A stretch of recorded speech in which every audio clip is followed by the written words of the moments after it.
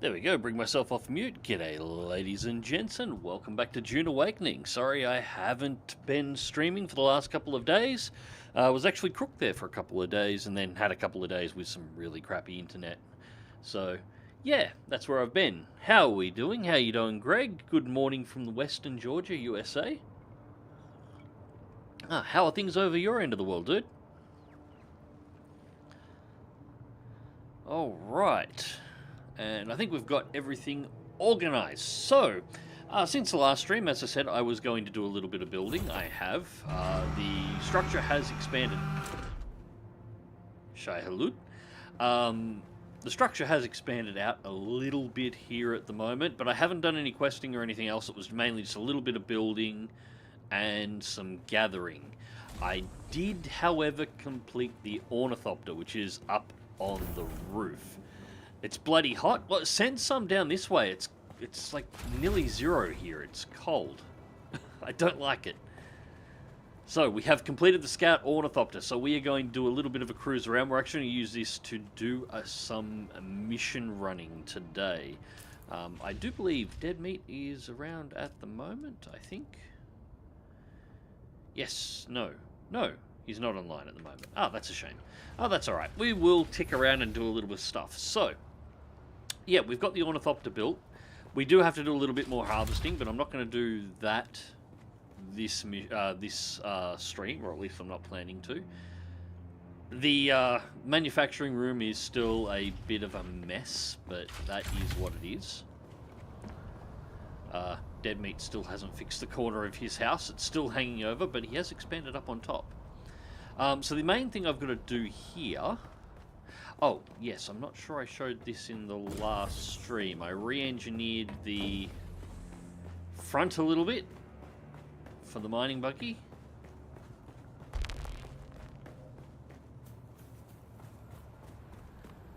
And we found a place to put the worm statue.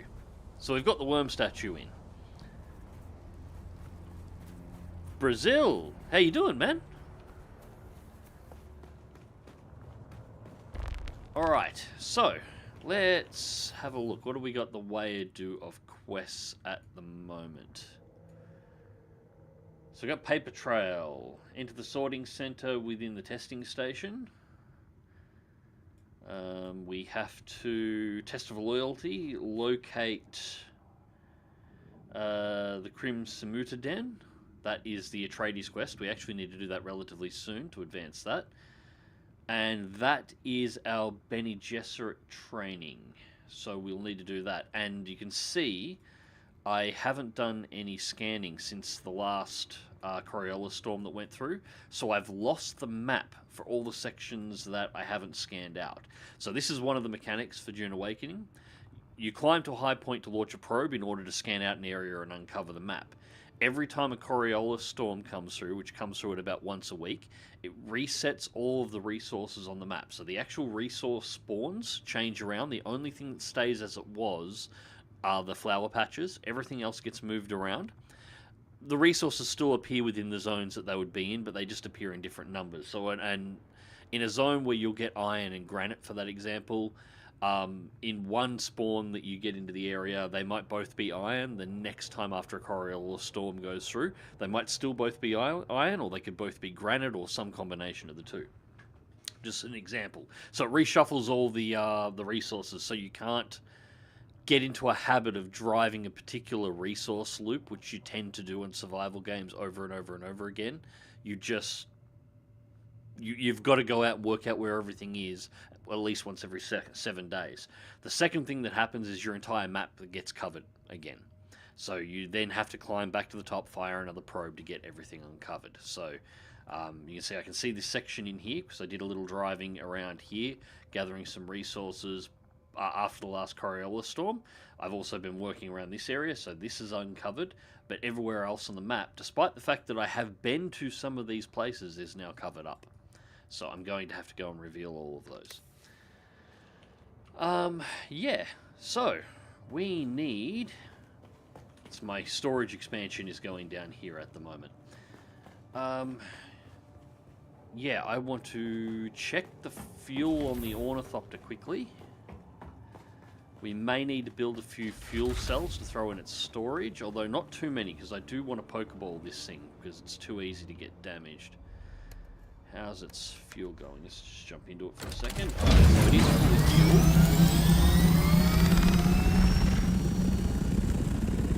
Nothing in its inventory for the moment. Actually, come to think of it, there's no point carrying storage on this if I'm going to pokeball it.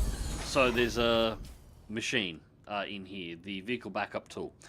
That's referred to as pokeballing it. You can use that that tool to put any scout ornithopter or bike in your inventory. You can't put any of the other ornithopters or the buggy in, but it means you don't have to leave them out in the storm. Normally I just leave stuff outside, but the ornithopters are a little bit too valuable and too easy to damage.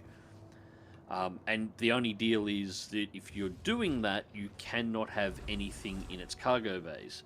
So I'm sort of thinking that having the cargo bays on it is sort of a waste of time at the moment. Right, I'm going to craft one medium-sized fuel cell.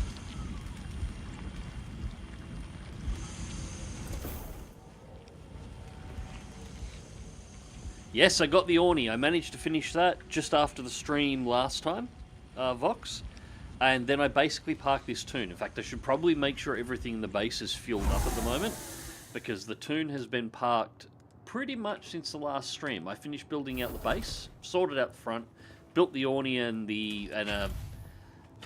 this sort of butt-ugly ornithopter hanger up here. I'm not happy with it at all, but it works. And that's pretty much all I've done. I actually wound up rolling up a new character on the new Australian servers. And I've been playing around with that, just messing around with it solo.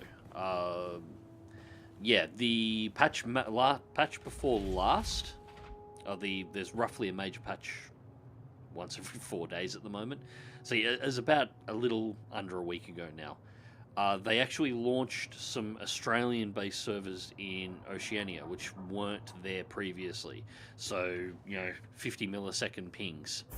So I decided to roll up a private character on one of those.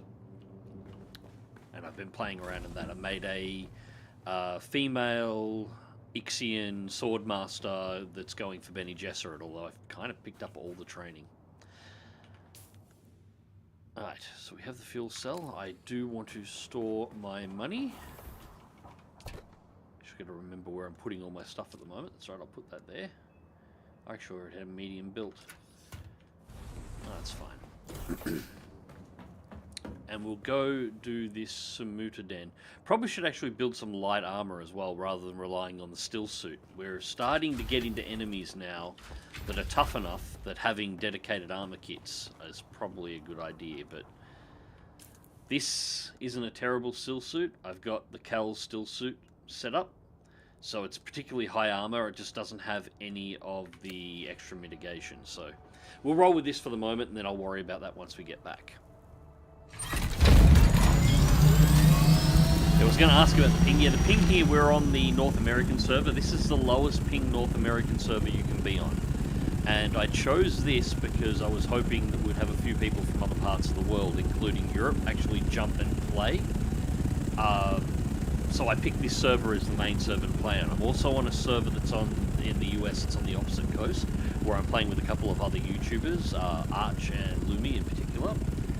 And then I have the third character, which, based on the ping, at between the 44 to 50 millisecond mark, it's almost certainly based in Sydney. Night vision, but does the ping spike on those Australian servers? No, I do get spikes, but it's almost certainly my net connection. And it's very, very, very small. Like, I'll have a split second once an hour or so, where I will pump up to about 140, maybe 150 millisecond ping, so I won't even hit this ping, and then it'll drop straight back down again, and it'll sit back at around the 50 millisecond mark, between 44 and 50 millisecond mark. And 44 milliseconds is my ping to the primary Amazon server cluster in Sydney. So if it's not on that cluster, the servers that they've started in Australia are somewhere near there. It's definitely Sydney based, almost certainly Sydney based. So it's a good server, but the problem is anybody who wants to join me there, if you're not in Australia, your ping is going to be fucked, and there's nothing you can do about it. As I've said in the past, Australians tend to be a little bit more of accepting of high pings because we've had to deal with it for so long. Other people around the world get really antsy about it. So I don't mind playing on a US server and having a higher ping if it's better for everybody to join onto. But if I'm going to play on my own and have a character that's just me quietly playing away, yeah, I'll play on the Australian server. If there's a genuine Australian server available. These ones do appear to be genuine. There is Shai Halud, he's diving down.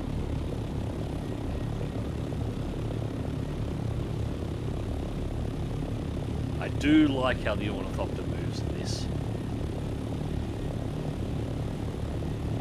So if I wanted to send... Well, I can do the vulture dive.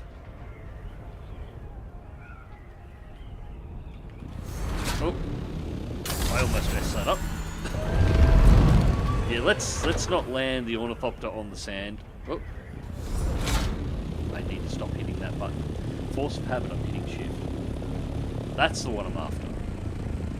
So based on what you're doing, the actual wings will adjust. It's really cool how it's animated.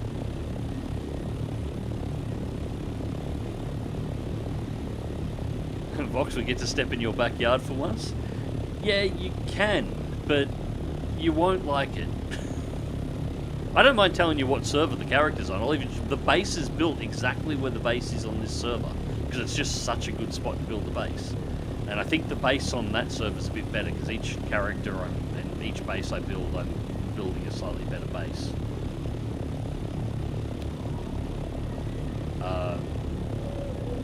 Yeah, I don't mind if anyone wants to join me over there as well, but yeah, I understand if you don't.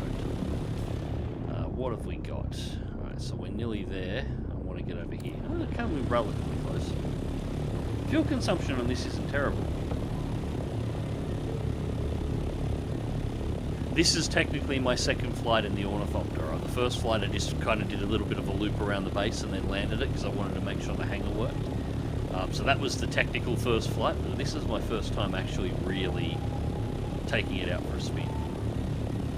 And that's not that bad. I was expecting it to go through fuel a hell of a lot faster.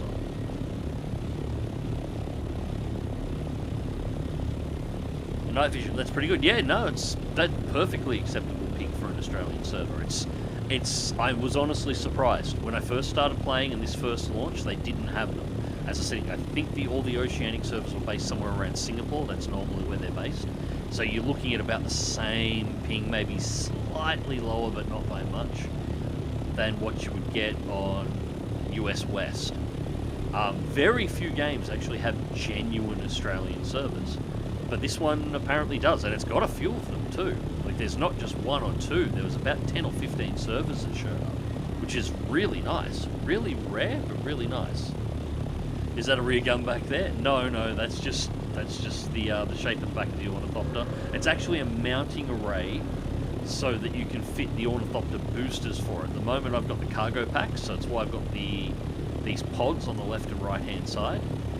They're for cargo. You can only carry 500 kilograms of cargo on it, which is nothing, but it's there.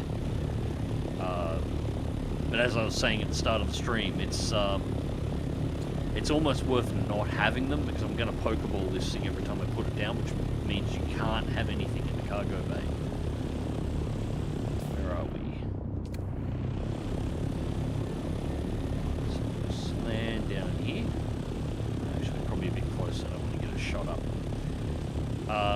But that bar and everything in the back is a mount, and you can put a booster on, which allows you to fly the Ornithopter even faster.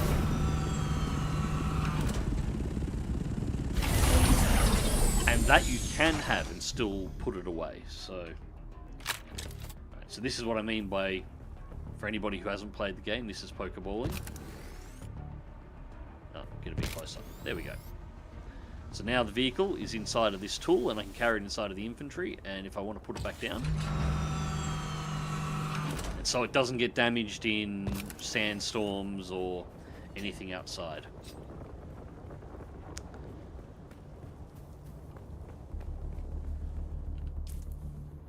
It's a little cheaty, but it's a mechanic they've put into the game, so I'm going to take advantage of it because I don't want to break my ornithopter because the things are freaking expensive.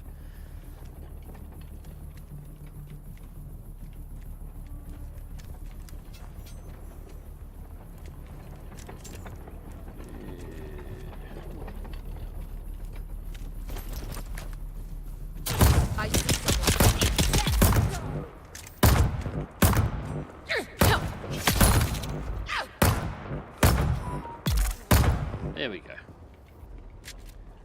Oh, I did build the new blood extractor, which is, okay, so this is the new blood extractor, with its 4 prongs, and, you kind of just violate people now. Like, it looks like something out of a Geiger movie. Look at that. Look at it. That is definitely a Harkonnen design.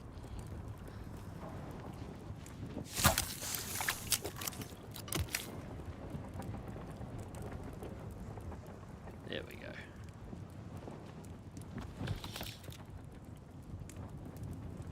Hey Golder, good Arvo, fun game. I've only issue I've had BattleEye being oversensitive and kicking me randomly.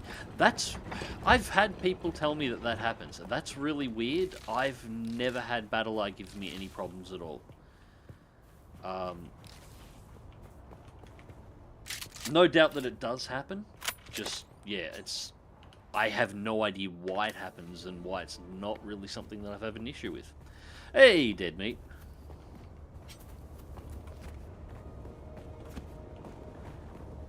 You joining me on server tonight, or are you already in the room? Oh, you're already in the room. Hang on a second.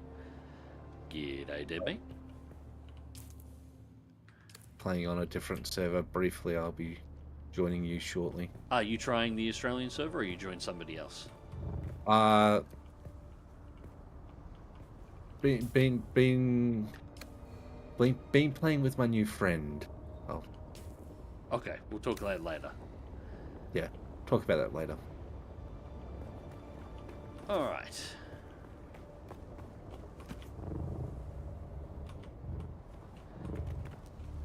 Harkonnen, you say? It looks so evil. Yeah, it does. It looks kind of great. This character's going to probably go Atreides. Huh? Eyes on hostile. In there with the rapier. Mainly because Deadmeat wants to go Atreides. My character on Archer's server is Harkonnen. And my solo character has gone Atreides for the moment. So I guess the next character I made will have to be Harkonnen.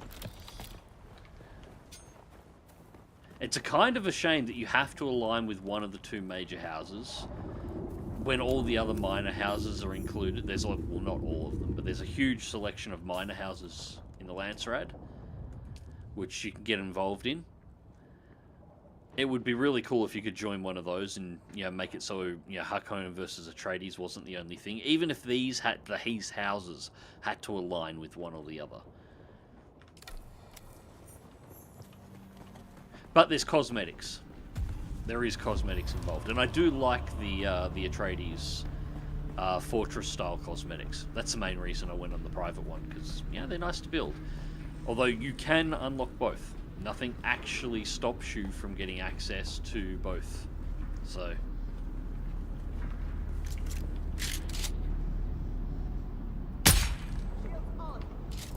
yeah, too late. You're already poisoned. I do like the rapier. I really do like the rapier. Yeah, it's not as fast as the daggers, which are obviously really, really, really quick, but much faster than the regular swords. So it's a nice middle in the ground. And it's a weapon that makes sense. When you're in shield combat, it's all about piercing. So using a light sword that's designed specifically to pierce, like, it makes more sense than a blade that's more intent to cutting. Who's there?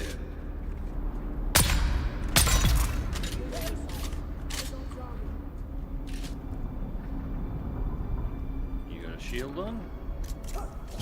I really need to get myself into strike. Whoa.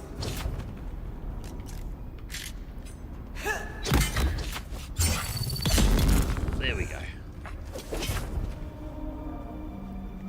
I'm missing some options here because I don't have access to my shield master phone because that's on a different character. And I've sort of been getting used to those. A sword master rather than shield master. I'm sure everybody knew what I meant. There we go.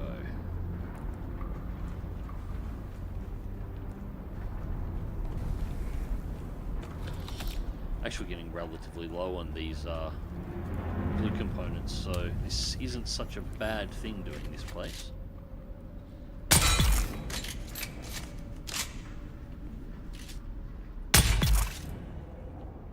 Friggin' love this sniper rifle.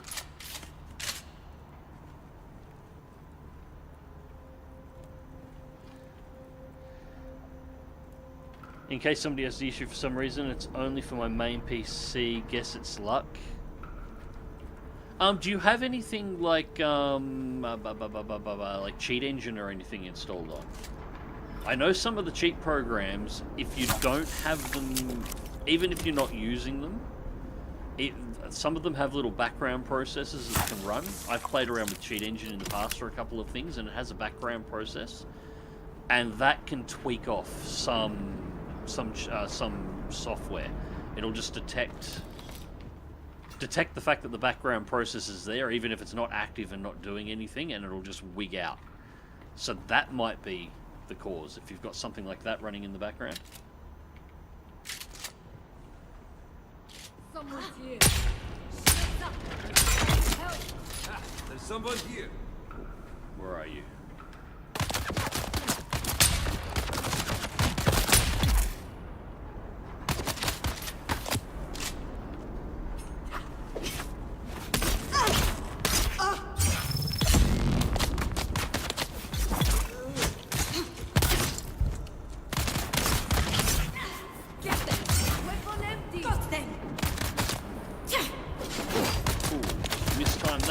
Attack. Shit, out of stamina. Shit, I should probably turn my shield on too. Oh. Will you just die? Thank you.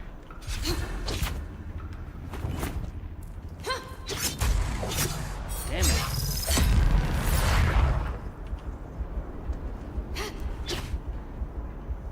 Thank you, I've got stamina back now. How? I tripped over the body. There we go. There we go. That was a comedy of errors. G'day, Tuna. How's it going, mate? Looking at Deep Desert right now, it isn't even Harkonnen versus Atreides, it's everyone versus everyone. Yeah, that's another thing that's a major thing that's got to be corrected. They need to make the Deep Desert faction faction-based. I mentioned this in the last stream, and it looks like there was an announcement. They're going to be adding, they will be adding tanks and stuff to this game and vehicles as well, for the larger scale combat and Deep Desert type stuff. They need to make it factional-based.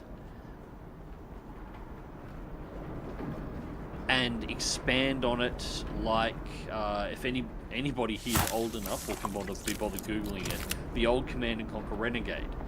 Renegade was a Command and Conquer game that was ahead of its time. It was a really, really cool idea, but the game failed dismally because it was online all the time at a period of time where that just wasn't a thing.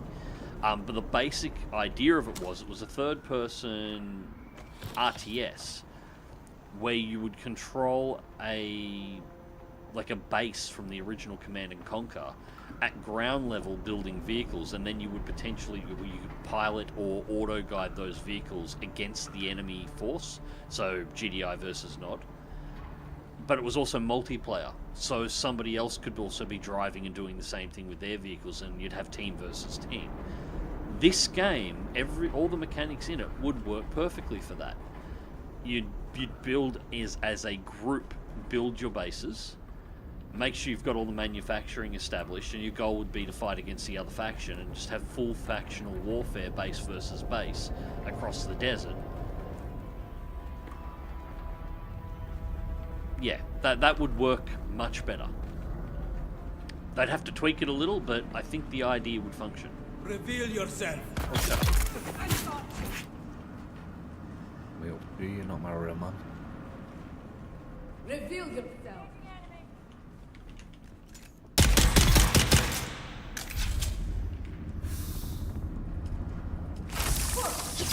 Oh, stabbing me while I'm walking. That's just not nice. Never stab a man while he's living.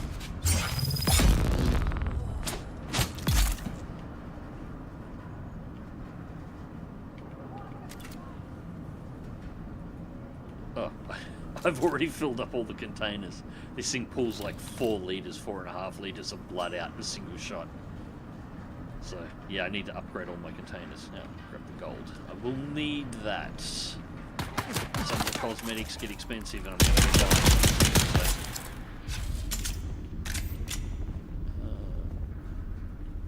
I should quickly check down here because I'm pretty sure that path is actually the correct direction to go. Water. Right. Not so urgent with me using the still suit, but yeah. Always nice to keep topped off. Room service. Hmm? Just making a Spaceball reference. Yeah, I need to go watch that again ahead of the new movie. I'm looking forward to that. He's angry. I just hope Brooks and whoever he's got riding with him doesn't fall into any kind of bullshit modern politics movie. I hope he goes merciless against modern science fiction and Disney Star Wars in particular.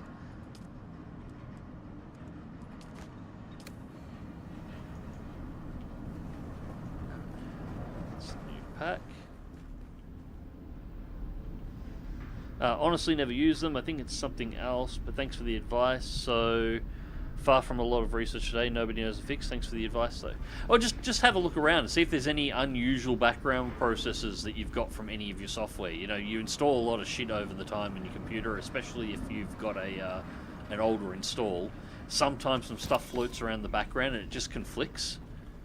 I do fairly regular cleanouts on everything that I run on this PC. And I think that's probably the main reason I don't run into too many issues. Like, I won't even leave things like malware bytes and that running on the computer. I'll run it, use it, do a pass, make sure everything's cleaned out, and then immediately uninstall it and clear everything off the system. That's the way it should be. Yes. In the past, I haven't done that, but that's how I do it now. And, yeah. Just try and keep as many of the background processes as I can running. Just because they do interfere with other things sometimes. Like I've had them with recording software. I've never had issues with games, but that's likely because I clean everything out. Eyes on target. But I've had recording software that's gotten temperamental because I was running something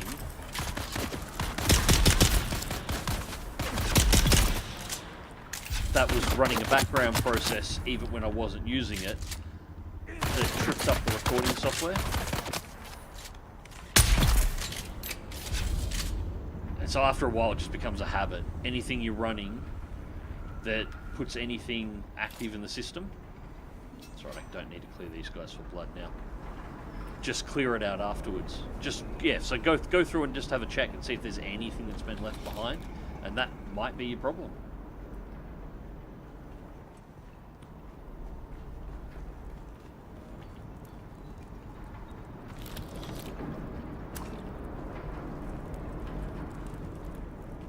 You can get a lacquer drug just by burning a lacquer wood. But the smoke won't do much beyond making you not care if you live or die. That's why they give it to gladiators. Makes them fierce. But we'll need to put the Alaka ash through a crystal extraction process to get pure Samuta. A shot of those purified crystals triggered by some Bermuda music, That's what I'm after. and you are in ecstasy. Yeah, just for the record, we're in a full-on combination drug lab and like meth manufacturing facility at the moment.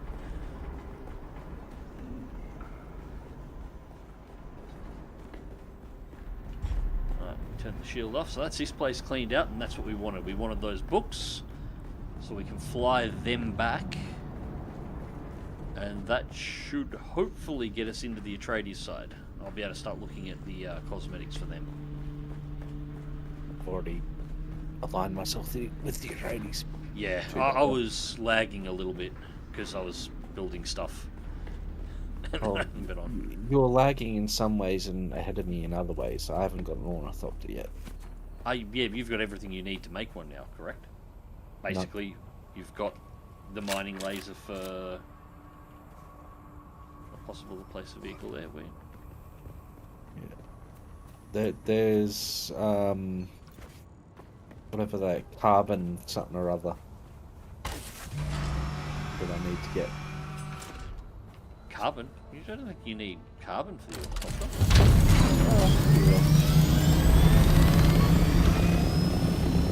So if you need aluminium to steal my mining boat, you good. Oh, I've got a mining boat with aluminium laser on it now. That's what I did. That's what I was playing.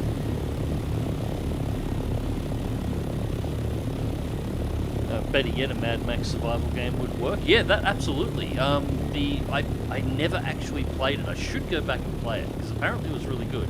I think it was at 2016, the Mad Max open world game. I'm gonna have to probably give that a shot at some point in time because it was apparently kind of good.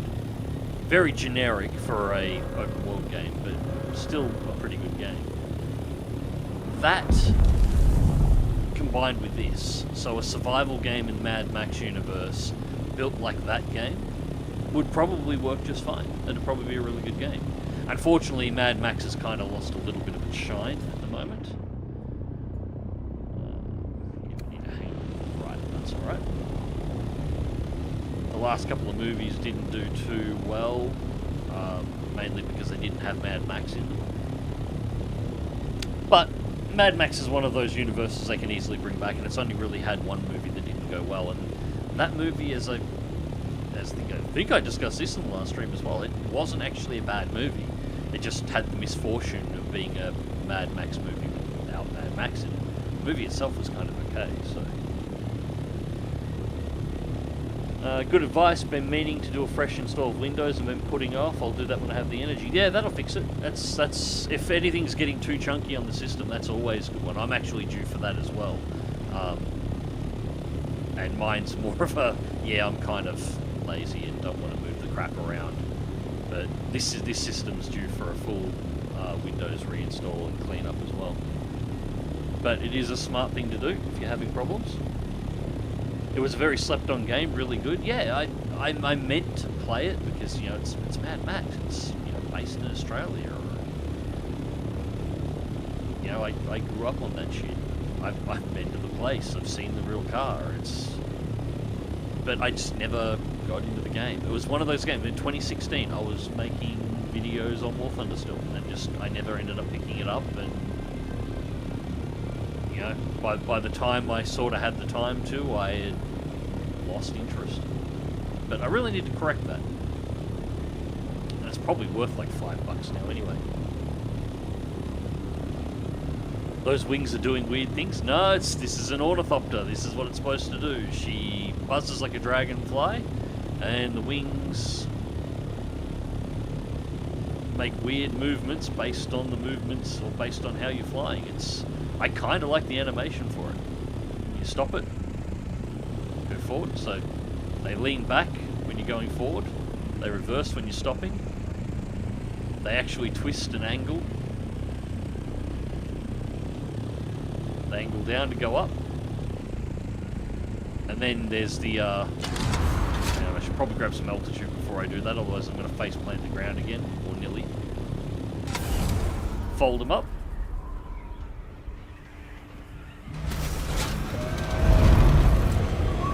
not very good at that yet. But this is only my, well, technically third flight now. So I've got fuel, so I'm just going to go straight over and not even bother landing back at the base.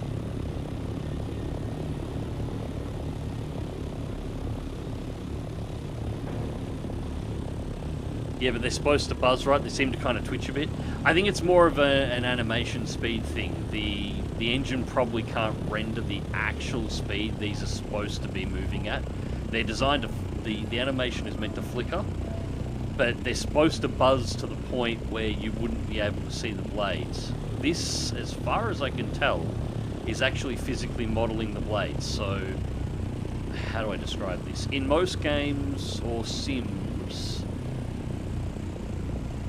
where you have something that flies, like say a helicopter, once the rotor gets above a certain speed, it actually doesn't physically render the blade anymore. What you do is you get a rendering that is a representation of the wing moving, like the blade's rotating.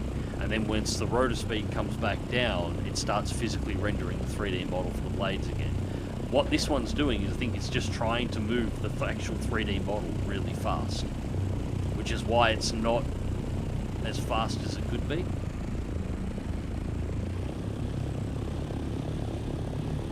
I kind of like it, but I think that's what it is, and that's so you have an impact point, a physically modeled impact point on the blades, because you can crash this thing and break it.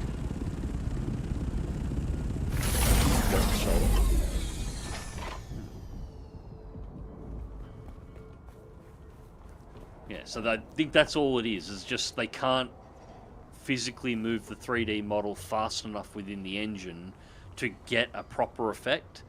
That's probably as fast as they could actually get the wings to move, and so that's the effect you get.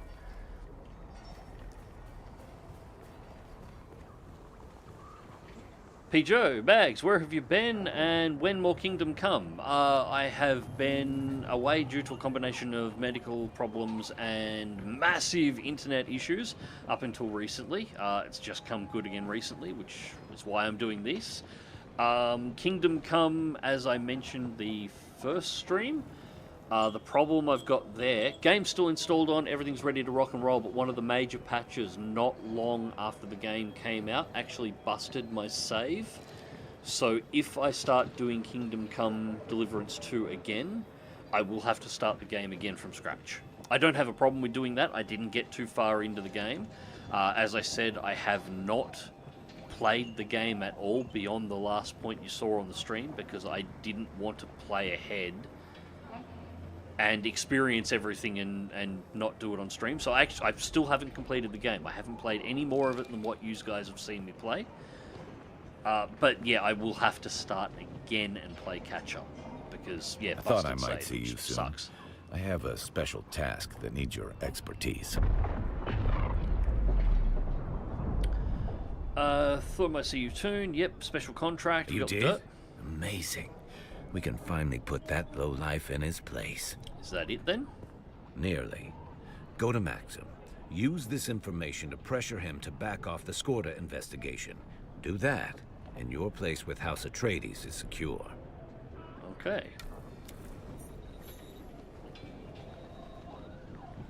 So, I think that's...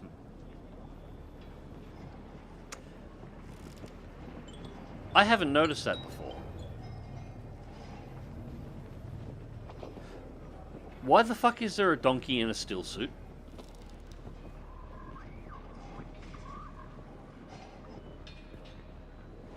That is a donkey in a still suit. That is a full donkey in a still suit.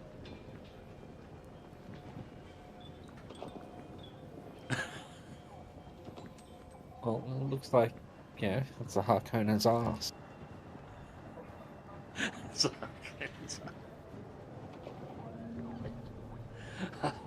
I like that. Yeah, okay. All right then. You look ready for bigger and better things. Something you should see, a Samuta transaction log. What's this? Adorable. But this isn't the leverage you think it is. Among my people, a vice well handled is something of a status symbol. sanctimonious nothing. You... Your initiative is commendable, if clumsy. But my vices are known. You have no power over me. You have nothing. We'll let your superiors decide what I have. What do you want? Back off on the scorter case. Lay low for a bit. I do believe that I hate you. Very well. I'll give dear Anton a good head start on Skorda. For all the good it will do him. No great sacrifice. Thank you for your cooperation. When you inevitably betray Anton, pay me a visit. If you're this ruthless, you should be working for us. Your talents are wasted on the Atreides. Well, Mags, horses and donkeys can sweat, so obviously they need a still suit. It's more, why is there a fucking donkey to begin with? I mean, did they train this donkey to walk without rhythm? And what does that look like?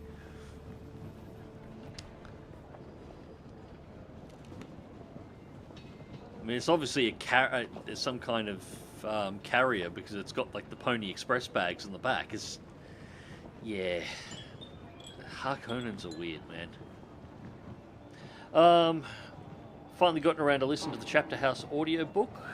Quite a contrast in writing after listening to the Cyphers Kane novels.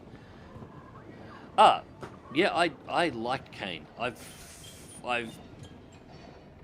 Listening is the correct word. I've been running the audiobooks for them all. I think I've collected them all up until this point. And yeah, they are really, really, really good. And most of them based on the old pre-revamp 40k lore too, which is great. So the Necrons are actually scary. I don't think I haven't read or listened to Chapter House. So is it better or worse? I didn't think the Cyphers Kane had the best writing. It was very pulpy, but that's okay because I really like pulpy writing. Remember the donkey trampling the rhythm comment? Silly little comment about a donkey stuck in a hole. He gets eaten.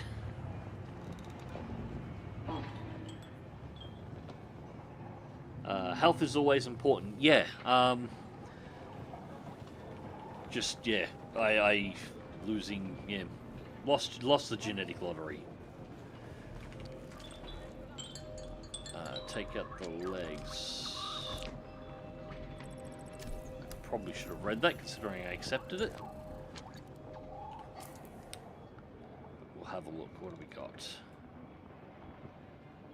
Clip the wings. Sabotage ammunition stores at Kant's Tower. Paper trail. Enter the sorting center within the testing station. Alright, so we're going to do these next because I really want to advance these. We do need to talk to this guy. Thought I might see you soon. This is wonderful news.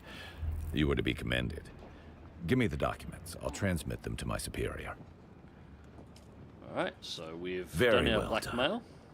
A few things give me pleasure anymore, but I will savor this. I saw the look on his face. It was nearly worth what I've endured here. Nearly. Welcome. You've earned a place in the Atreides intelligence operation. As a reward, here is a token that will grant you access to our vendors. You deserve that and more.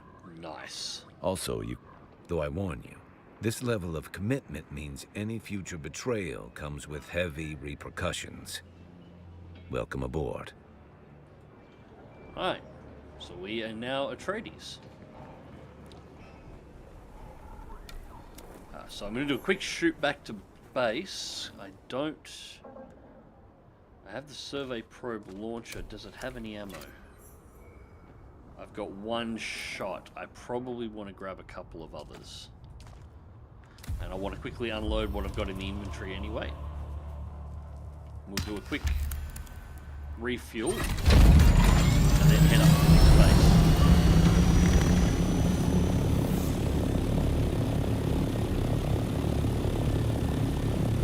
Is that Garrus's voice actor, or am I getting a spy site? It could be. It did sound similar. I'm not 100% sure if it is, but it damn well could be. It would not surprise me if there was some decent name voice actors in here, since all the NPCs, well, I parked that really far forward. Since there are some... I'm actually clipping the wingtips there. Okay, so maybe not all the wings are modelled. I know you can hit them, because I hit them on the first base, because I built the roof too small.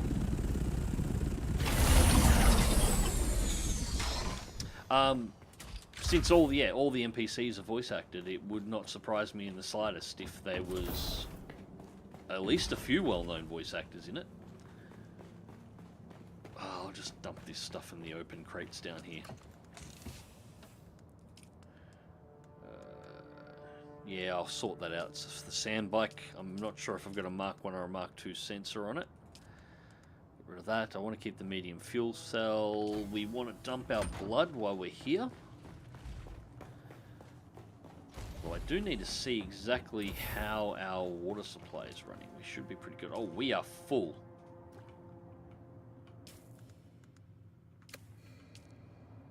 Yeah, I actually need to process some crap. Do we have aluminium? I hope. Some plastic. You don't. You can grab some from my... I should have a reasonable amount. God, I'm out of just about everything, so it's all been processed. Well, more to the point, if you want to process some stuff and use water, I've apparently got 27,000 units. Oh, sorry, 127,000 units at the moment, so if you want to burn some of my water, you can. Otherwise, I'm going to have to do an aluminium run later, which I don't mind. We can do that. I'm going to flick over to band-aids rather than the med boxes. Guns, good. Got the good way of the lost at 25. I do like that pistol, but I'm feeling like we're going to need something to break. I don't have aluminium, so I can't build any of the shield breaker stuff. Oh, that's alright. We'll go without that for the moment. Alright, so that is all unloaded. I do want a couple more probes. I'm going to fly the ornithopter up somewhere high, see if I can get a good landing site and get a couple of probes off. I'll just use the regular, just to get my map uncovered. Just two. We got one in the gun, take two more. The latest Vainglorious came out 2 years ago. Seems to be the same quality as the older ones. Yeah, the quality of writing never really changed. It was a pulpy style book, which is what it was supposed to be. And it's great. And we're not departing straight away because we have a sandstorm coming in 2 minutes, but that's fine. We'll just hang here for a second and then we can shoot off.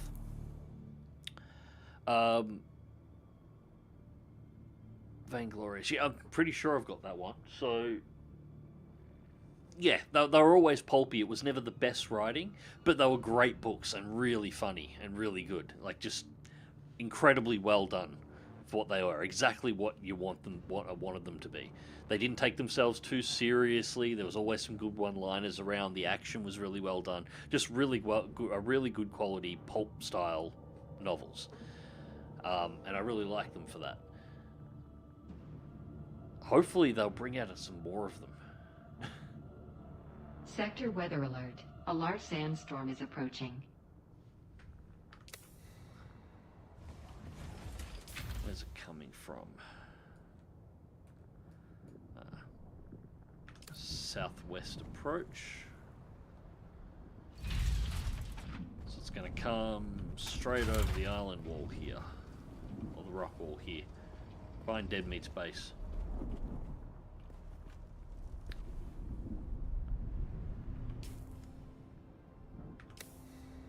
Speaking of which, we should probably head to Arakeen at some point soon and do some shopping. But we got some more people to kill yet.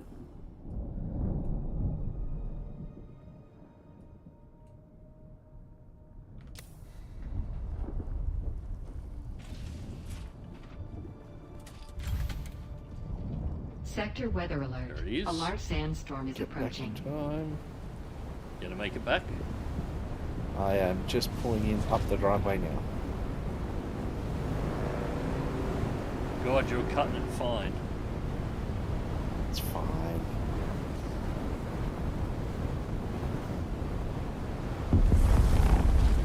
Time to go back inside. And there it is.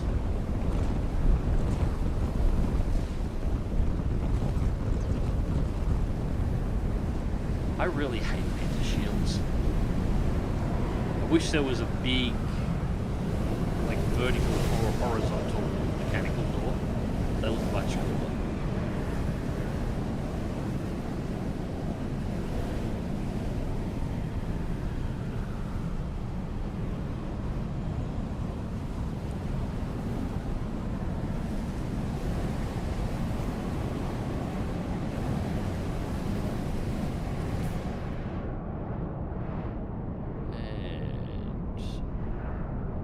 Nearly passed.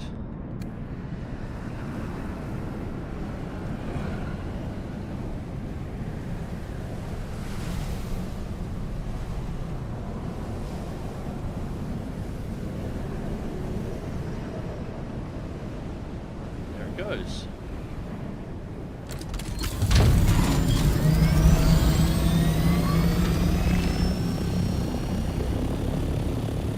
Alright, we head north.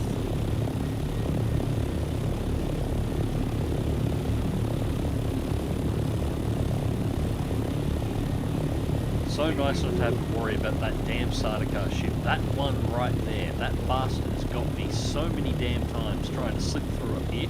Because they always cross over and then travel down this side. Over here is a nice section of safe stand, cable across and around here to make my path up following the rock wall. This one gets me all the friggin' time. I kind of want to build an assault ornithopter and see if I can shoot this thing down. Yeah, I need 6 carbide scraps to make the chassis. Ah, you need to do a bit of farming run for it. You'll need it for a few things. Yeah, I can't find them though. The Worm Temple, I think, is where I got mine. That's where I Where's the Worm Temple? Alright, so you watch the stream at the moment. Actually, I don't think I've got it uncovered, so I'll stand here for a second. Not sure if it's uncovered. No, the storm's covered it. Alright, so you see where this this wreck is on your map? The stream's not up yet. Like Okay. up to you where you've you've just landed.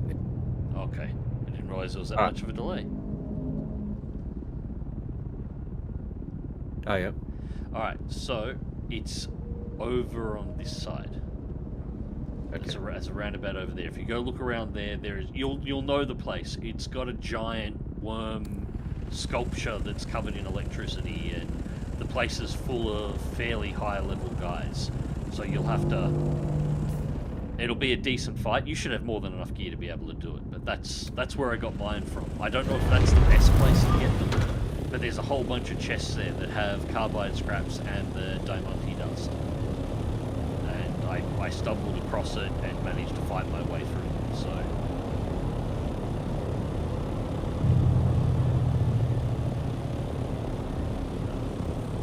wonder if that was high enough. That should be high enough. Oh wow, there's a whole bunch of resources up here.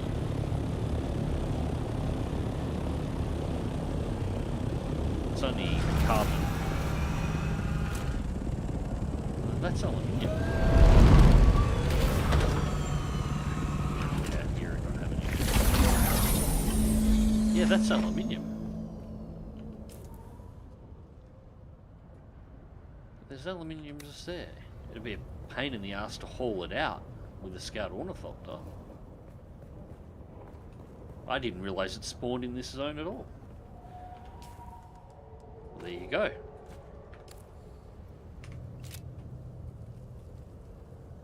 Survey's already been performed. Oh yeah, that one's already been done. I've got to do the next section. Alright, that's okay. That's okay. Alright, we'll just fuel up while we're here then.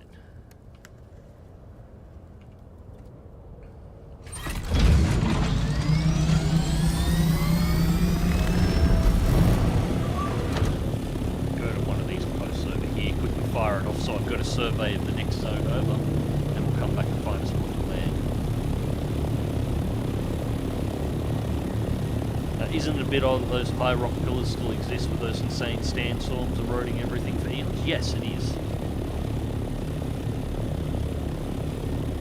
Yeah, these are here for gameplay. Rock pillars like this, I don't think they're described as existing anywhere in the Dune novels. They are, but They are. but it also describes how they get worn away really quickly, and it's forever changing. Oh, okay.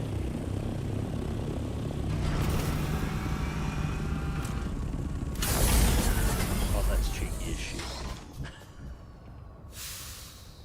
What's that? Oh, there's just a chest up here. Not carrying the rest of that out, but I'll take the gold. I think I've already climbed up that. Yeah, this is easier. Yes.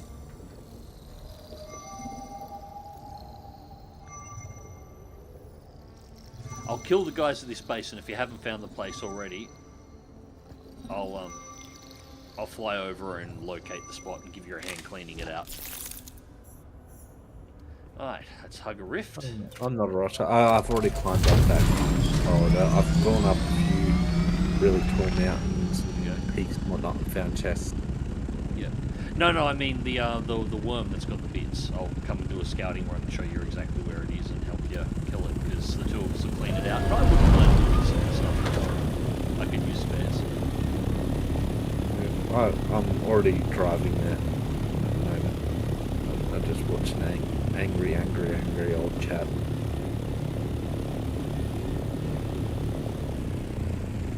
The huge. Oh yeah, the guild ships in orbit, Hiroshima. Yeah, I love the fact that you can actually see the guild ships in low orbit just sitting there.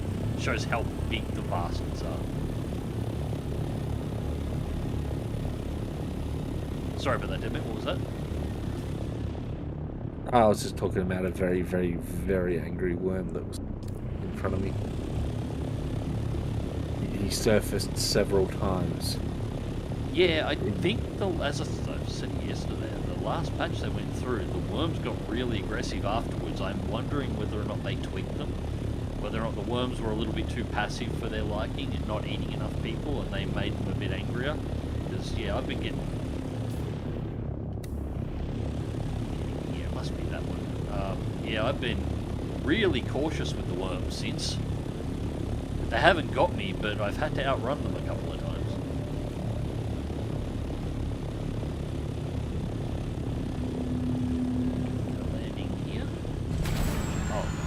Perfect.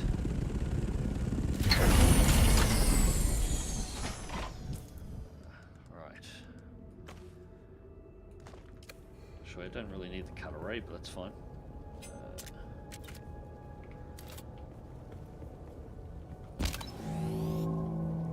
It's not out of range. It's right there. There we go. Cool.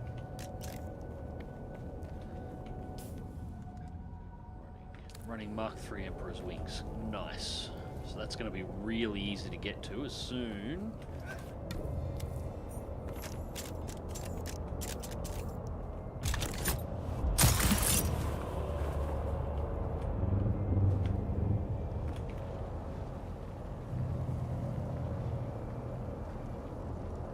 How does a guild ship supposed to work in lore anyways? Movies or the game doesn't explain it at all.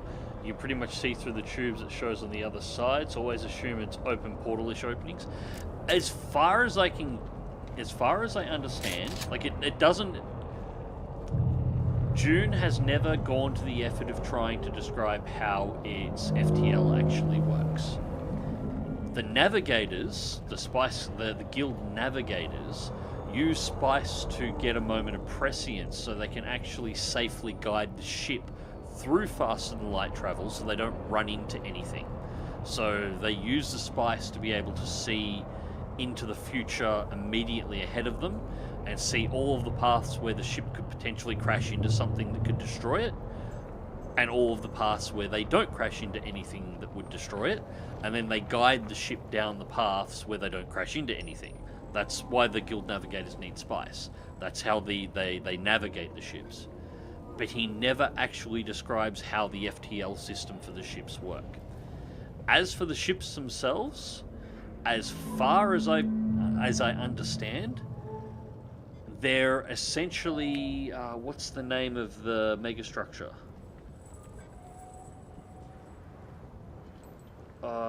There's a specific name for them. I can't think of what it's called, but it's a megastructure habitat with an internal rotating ring that generates gravity. As far as I understand it, what those things are is essentially a mobile one of those megastructures. So it's a massive tube on the outside, which has whatever is used to make the ship actually move on the outside of it. On the inside of it, O'Neill cylinder. Thank you very much, Urishima. That's the one. The inside of it is just an O'Neill cylinder that rotates in order to generate gravity. So the inside of it is supposed to be spinning, the outside of it is the fixed structure that is actually the ship to move. And that's what it is. You're looking at a mobile megastructure with Earth-like gravity inside of it. Which is why they're so monstrous. I suppose think Mass Effect Citadel Station, but Citadel Station is the ship. That's essentially what it is. But yeah, he never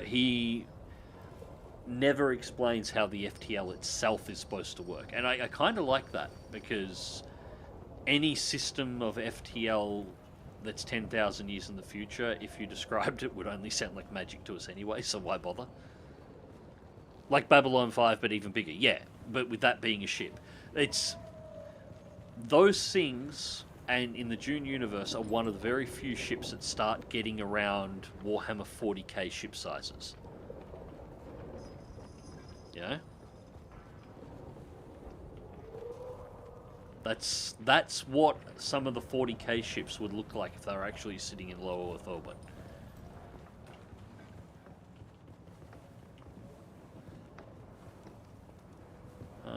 That's going to be a really easy grab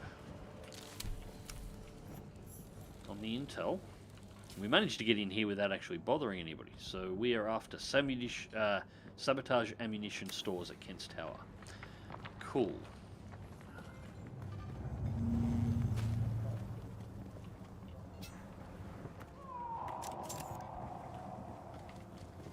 Are you lost, friend?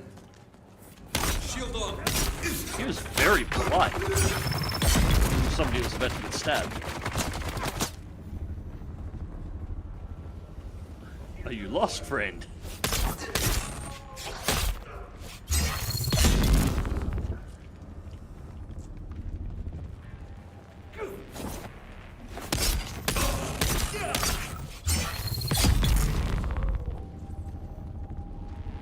God, I love this rapier. I need to get this rapier on my other character.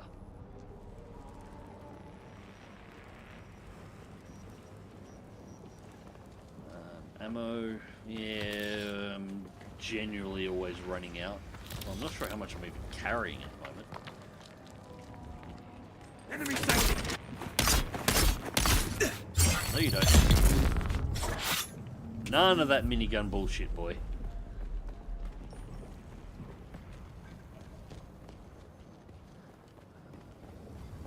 There's a chest. I will grab everything in that chest. Who's there? Shield on! Help! Help!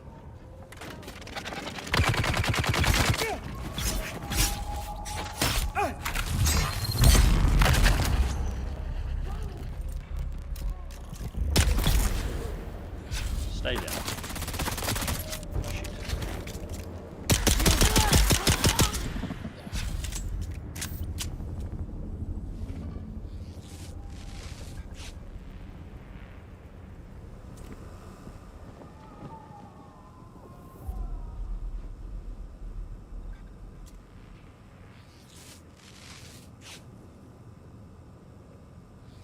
That's why politeness is in decline on Arrakis.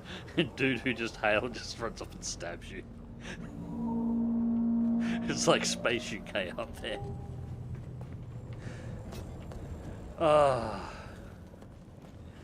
You're not wrong. That's the thing. You're not wrong. God, that was a badly timed crossing. Come on, come on, come on, come on, come on, come on. Get to the rocks, get to the rocks, get to the rocks. Oh, and I'm just driving over some drum sand too. Oh, just to make it worse. Yeah. What's the whole Malcolm in Jurassic Park? Must go faster. Must go faster.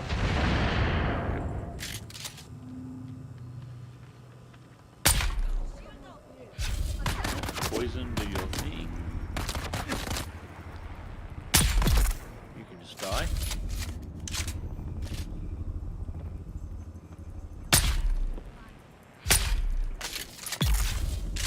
Let's see. Get over there. Been eaten by a worm.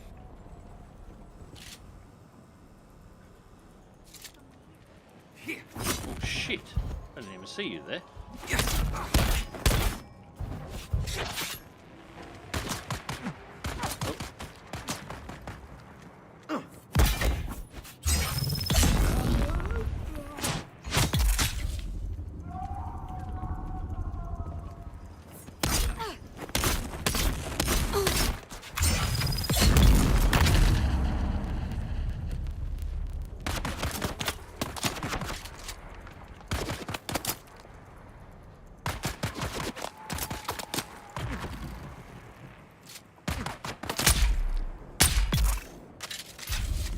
Go. And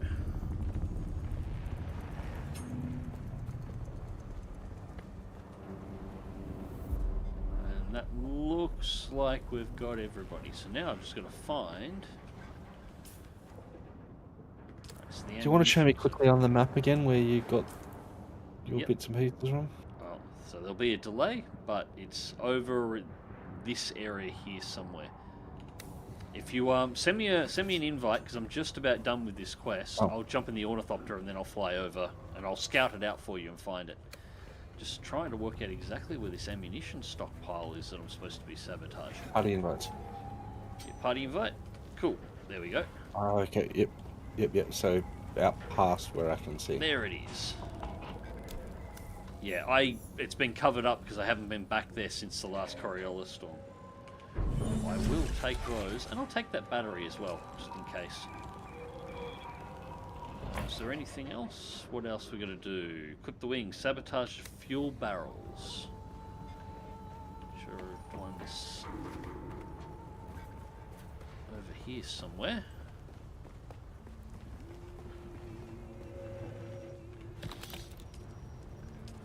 I'll take all the Servox after we had to buy those at one point.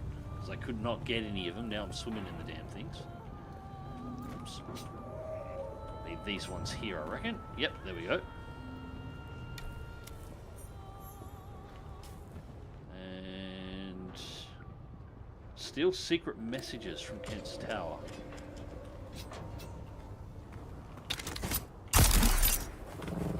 Stupid idea. And that'll be upstairs.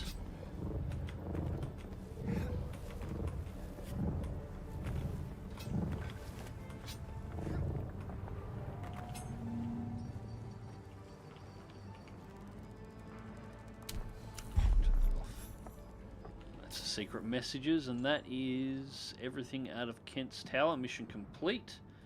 And now it'll be wanting me to enter the sorting center. Alright, we'll do that one next. But first, we'll scout this out for dead meat, and for anybody else too that's trying to work out where these bloody things are. I only stumbled across them, so there might be better spots. If anybody in chat who's played this has better spots to get these things, to get carbohydrate scraps. Oh, won't let me place the vehicle here at all. Okay.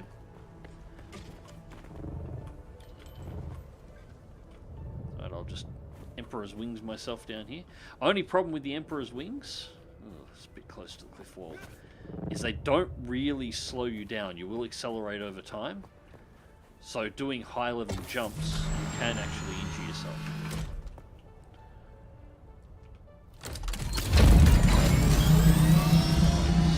Where are you, dead meat?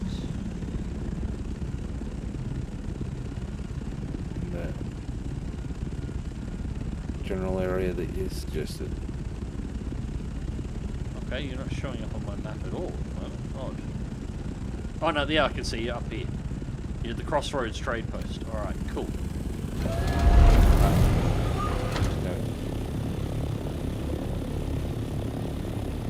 I am.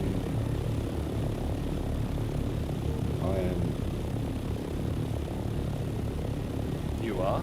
You are? Northwest of that shipwreck thingy. Yep. Yeah, I'm cutting directly, sort of in your. I'm heading in your direction directly now. Once I get into okay. I am at a training post. Yeah, you're at the training post. Yeah. Yeah, I didn't actually see it. Cool. Yeah. I've got all the major map markers uncovered over there because I've been there. I just don't have the map uncovered anymore, and any of the minor points have been hidden. So once I get into zone, I'll actually pop a scanner probe up, and I'll uncover it all again, so you'll be able to find it.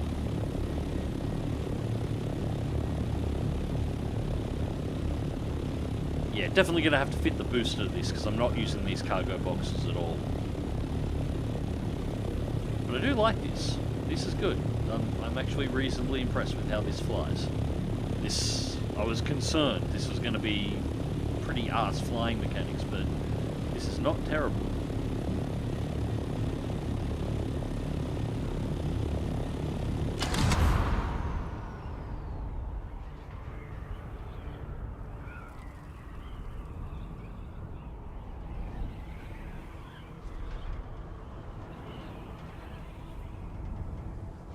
That got us going a little faster.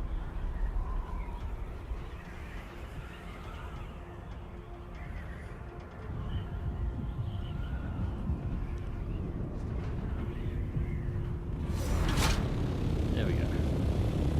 Alright, so the gliding, you hit about 150 when you're doing the glide instead of powered. They have carbide scraps for sale at the vendor here. Oh, you spend a fortune on them though. And you need a lot. You don't just need them for one component. Every single component that Warthog needs. Yeah. Yeah, I know. They're $3.5 grand for 15.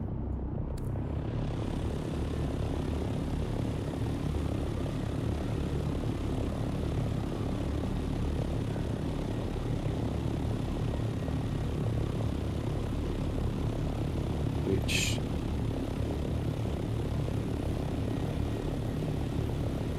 there'd be a worm there. Now entering Sheol. I think I'm too far south. I think I'm way too far south. You're gonna go north more.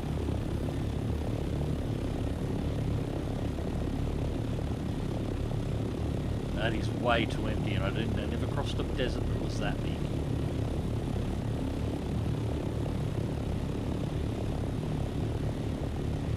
fucking expensive. You're right.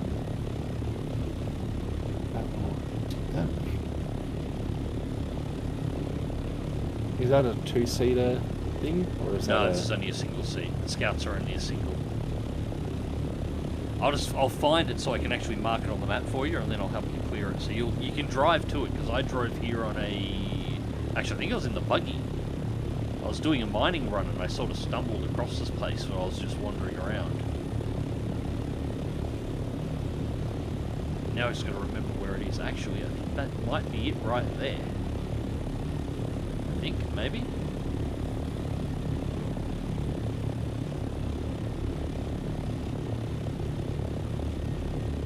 Yeah, it looks like a big temple.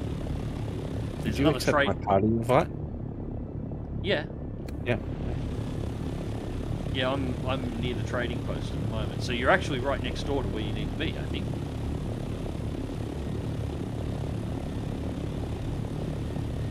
Right, there you are. Yep. Yep.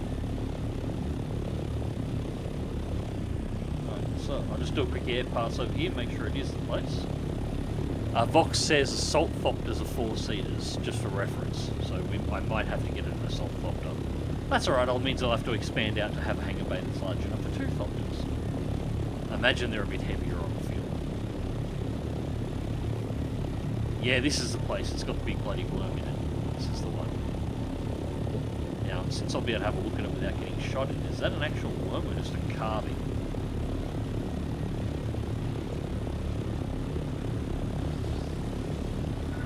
I think that might be an actual worm that they've captured and electrified somehow.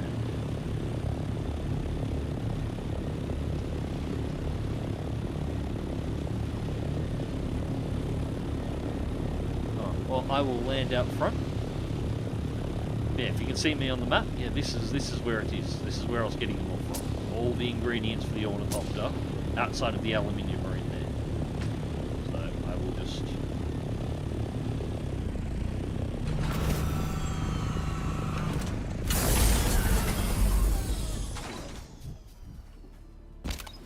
That was a really bad spot to land.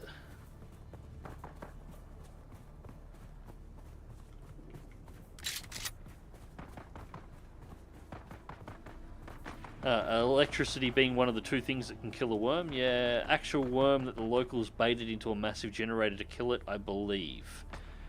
Yeah, for that alone, they need to die. You don't kill Shai-Hulud. They killed Shai-Hulud. I shall bring death. Also probably need to... I just realized there's actually a negative to pokeballing the vehicle. I can't use the vehicle as a respawn point if I die. So I'm going to have to get some scrap in here and make a quick... Can you get in my... No. Can you not get in my vehicle? No, I can't. And use that as a respawn point? No. So that's alright. I'll... There's bound... Oh, no compatible containers. Oh, everything's full of blood already. I didn't empty it out. Okay.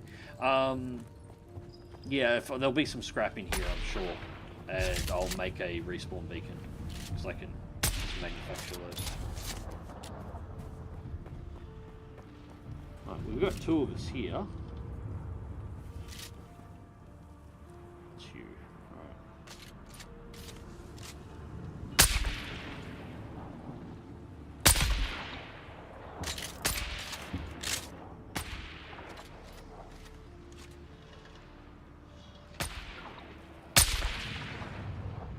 Out of range.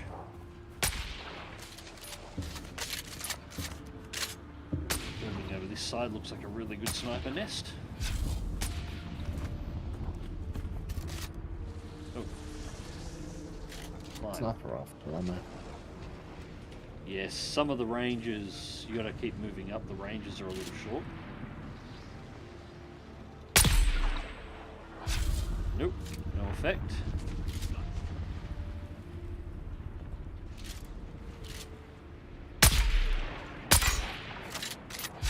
Not sure on that.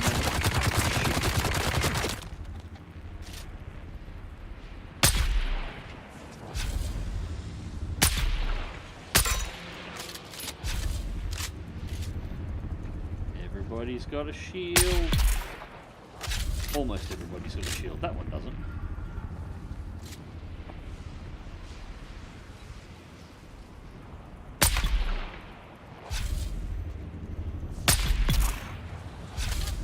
Either. Your shield just ran out.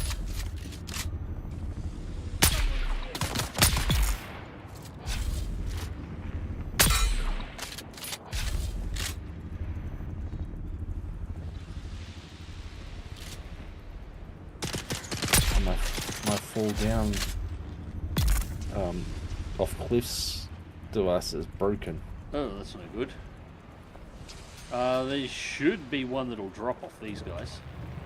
Somewhere. Yeah, that's what I'll you pick up open. I heard somebody with a minigun. There he is.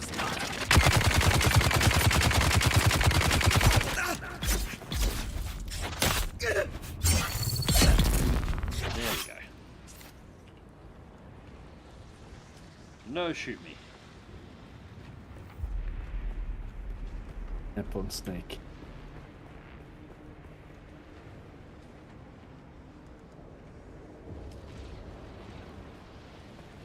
Grab all these still suit. Make sure you grab the any of the still suit tubing. Yeah, I'm grabbing it all. Yeah, you'll need that for later still suits. Not to worry about the weapons parts. I got those things coming out of the arse. Never noticed this last time. They got a fairly hefty body count going on in this place. Alright, so there's chests up here. We should be able to double loot. So there should be 2 here. Shields up! Okay. Oh. Your turn. There we go. Just not paying attention to everybody dying. So yeah, 1 there, 1 over the other side. So this place is an instance so we'll be able to double loot. I will get that.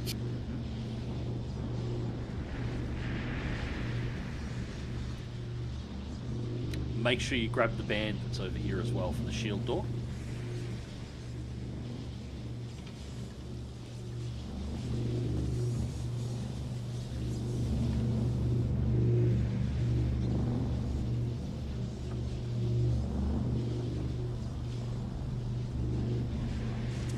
My people, my sisters, Oh, it's a my hologram brothers. starting up.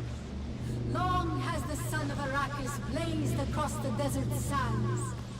Long has it burned upon the minds of all that labor under its dominion. Long have the winds of the Coriolis swept across the mountains and valleys. So too have they swept through uncounted minds, scouring the truth of history from 1,000 generations of memory. Through all and beyond time itself, one has Now presided. to the right over One here, who marks there not might the be some more guys we movement gotta of fight. stars. One whose command no, of there's not. power is We got another infinite, chest. whose knowledge is fathomless, but yet bears witness to the core. There was someone back there. Okay. Yes. Behave. Shai-Hulud is at the center and throughout. Shai-Hulud holds our feet above the sand and guides each step we take, safeguarding our future. So They're worshipping too the Shai-Hulud underneath the remind corpse us of the genesis of Shai-Hulud. all things, the origin Now, without beginning, might be another chest and over admonishes us here against as well. our but we will not forget.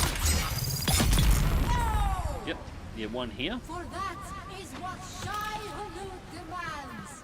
That we And you see, I've are sort of steadfast, that we Storyline wise, endure, I'm not actually that entirely we sure are who ever these guys changeless are, in whether or not our these are the remembering. Fremen now or what In the direction, freak. I just haven't got here Shai-Hulud story wise. unwavering. This is just me In exploring. I found the judgment, place and started killing resolute. people in it. In movement, inexorable. In authority, absolute. Got that chest? We must, Karet, shoulder this burden and win the rewards of Now the I haven't faithful. found any more. Doesn't mean there's not more, I just haven't found any. But the next batch is up through the shield. There are guys in here to fight too. Fremen have kept their bond. Oh, that's okay. Not all have been wanting in their devotion. No. Our so-called The sacrifices someone- suggest Sardaukar. Yeah, could be. I'm not sure who they're supposed to be. I will get through the rest of the story.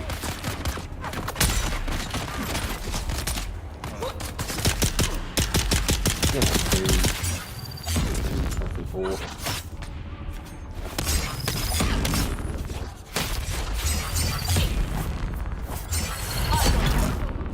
Endurable bitch, that one.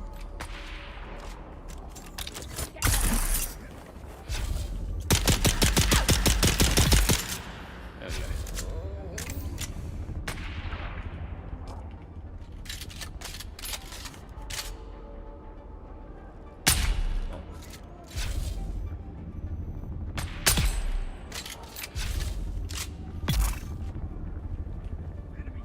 There's one more still in here.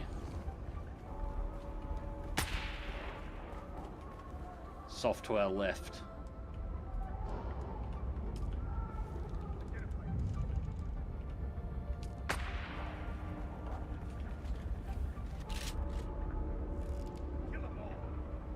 More left.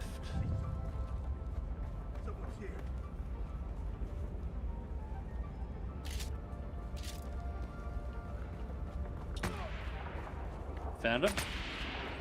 Yeah. You good? Yep. Cool. There we go. Oh, this is interesting. Yep. You got to cut that door open. I believe the key to the other door is in here. Yep. Which is... Did I not get it? There we go. Yeah, key to the loot door on this side is in here.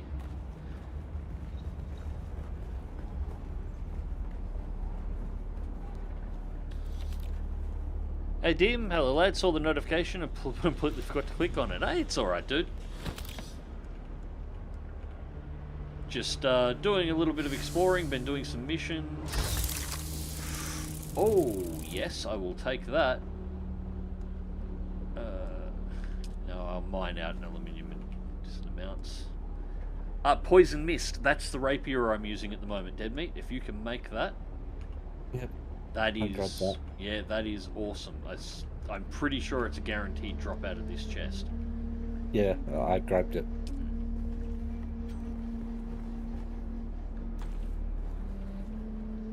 Yeah, little note for anybody else too. Yeah, I'm pretty sure I've seen that every single time.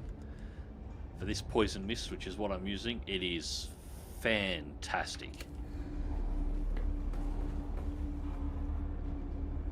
18 kilobyte crap so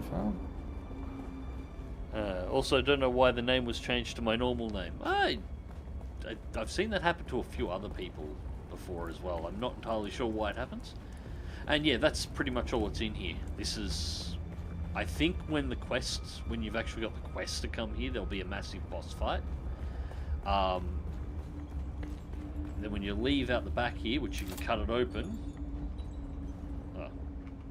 Gotta get the right tool out. Big double door to cut open. But all this does, if you come out here, yep, is it leads to another zone on the map. There's no more treasure or anything. This is another exit, so you'll have to go back the other way to get to your jeep or get to your buggy.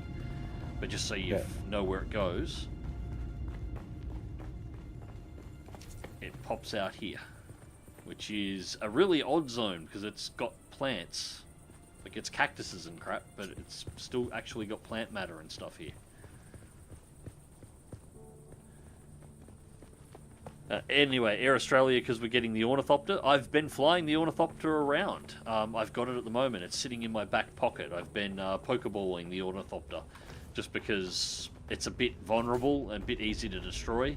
And I don't want it to get caught outside in a sandstorm, but it's really difficult to get it parked anywhere where it won't get destroyed. Yeah, it's not like the buggy or the bike where you can find something to park it in. I'll pop it out and we'll fly out of here in a second. Oh, yeah. Cool. So yeah, I haven't really done much scouting in that area. I'm not entirely sure what all the resources are over there. Yeah, there's plants, which is odd. I'm assuming, I know there's a set of lights that I've got that require a seed in order to be able to plant. They're the only roof-mounted lights. It's really annoying that I can't get the seeds for them. I'm assuming the seeds are probably in there somewhere, because it's the only place that I found that has any kind of, you know... Yeah, we got respawns here, by the way. Identify Oh, that's right. Someone here. Keep running. If we have to fight them, we'll fight them. Someone's here. The loot won't respawn yet. Yeah. Turret, do turret things.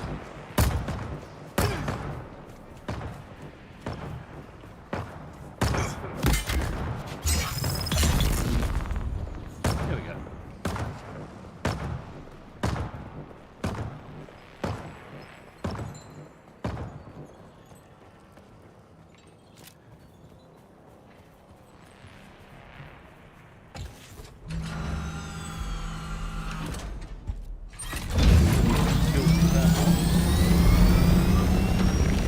There we go.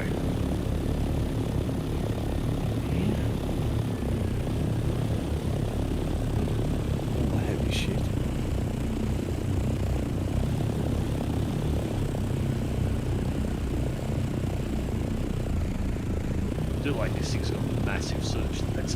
well. Although it only shows that tiny little light on top for a pretty serious effect.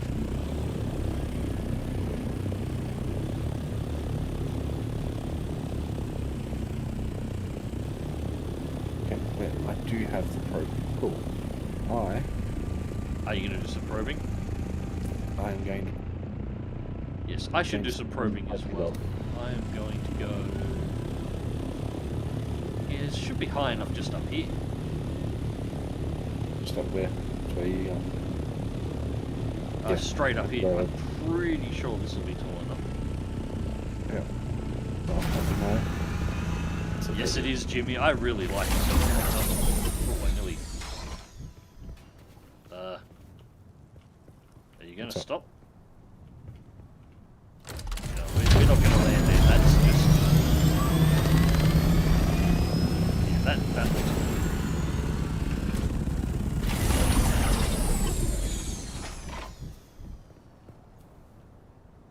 There we go. Cool. Now, I'll make sure I've got my probe launcher up.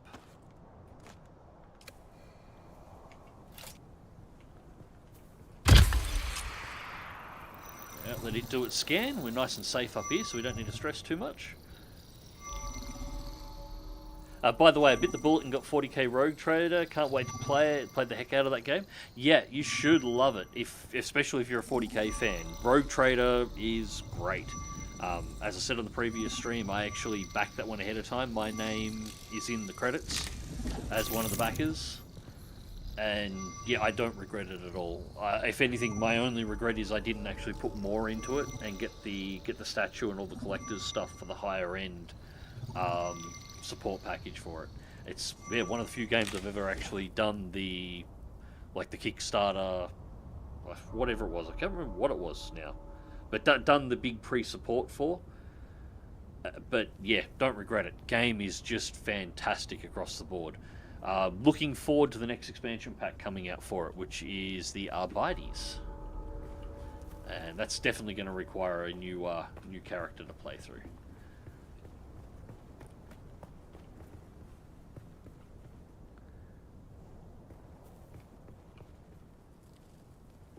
Getting up here, dead meat? Where? I don't need to go all the way up there. Oh, okay. I'm just standing up here waiting for you to arrive. No. I found I just had to climb to the top of the wall. That was as far as I needed to go. Right. So we might as well fly over and grab this because I want to do this. Weather alert. A large sandstorm is approaching. I'm heading to the trading post. Yep, I'm heading there now as well, and I'll pokeball this thing. This is why I pokeball fly, guys. I'm going to land at the trading outpost, put it in its pokeball, and run inside. They have like a hangar type thing there that I was suggesting in. Yeah, you can park ground vehicles in, so you park the Jeep in there, and you can park bikes in there without an issue. They're just ornithopters are really vulnerable to this, and they've got the lowest durability, so a sandstorm will rip them in half. Which makes sense. The idea is they don't want you, exclusively using them. Same reason they only get a large sandstorm is approaching. They only get a maximum 500 kilogram load limit they can move.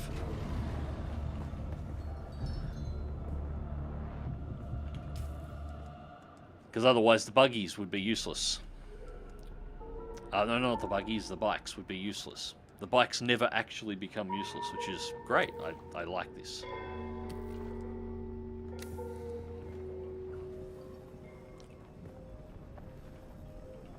While we're at it. Welcome back. What'll it be? What do you got? Sentinel helmet. Right, this is another thing that I would like them to change with the game. This annoys me a little bit. I can see what it'll cost me to build this headpiece, but I can't see its stats. Unless it specifically says in the description whether or not it's light or heavy armor. I don't even know if it's light or heavy armor unless I look it up out of the game. There doesn't appear to be any way to actually view what the actual constructed piece of armor is stat-wise, which becomes irritating because I can't work out whether or not it's a good buy or not.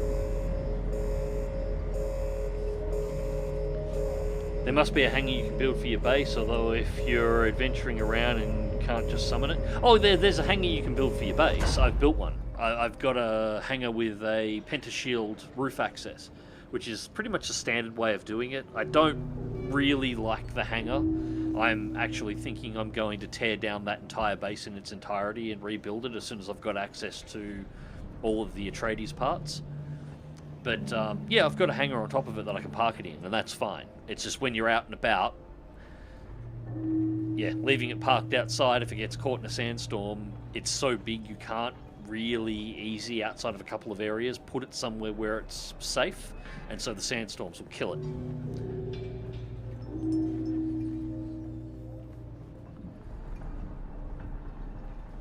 So this is a solution. It's not the best solution, but it's a solution. I do like how the doors seal up on the trade hubs when the sandstorms come through and then open back up again. I hope they include a building part so we can have doors like this in our base too. Like automatically sealing doors, exactly the same as this in the bases. That would be fantastic. Like you don't have to control them at all. They will just close up during sandstorms.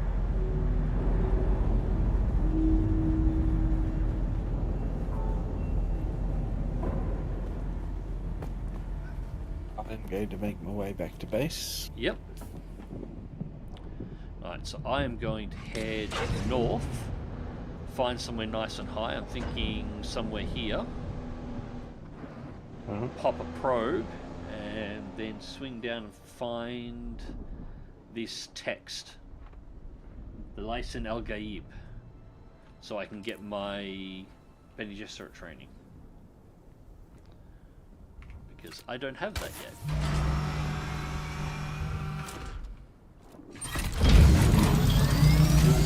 Might as well. Oh. Pop it up while we're here.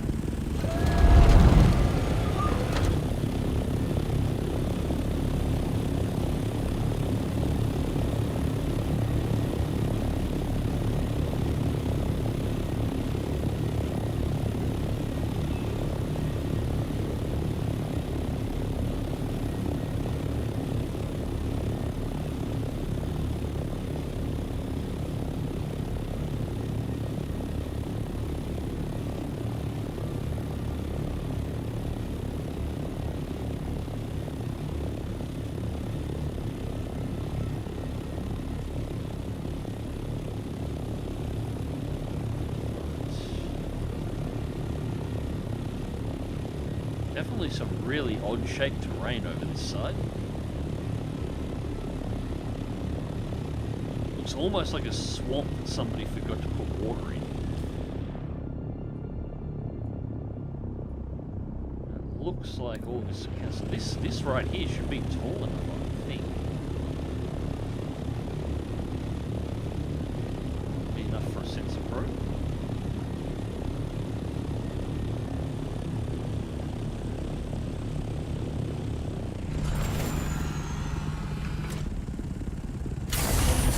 Clearly an old dried up ocean. Yeah, that would make sense.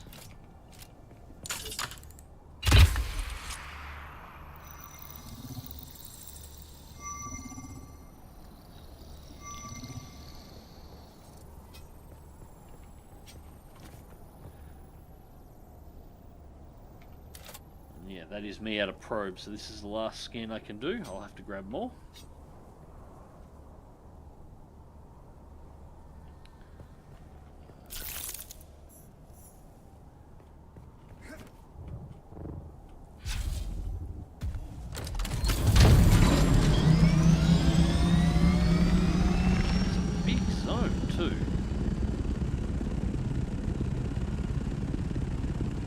Locations, Imperial Testing Station 71, Culler's Cavern.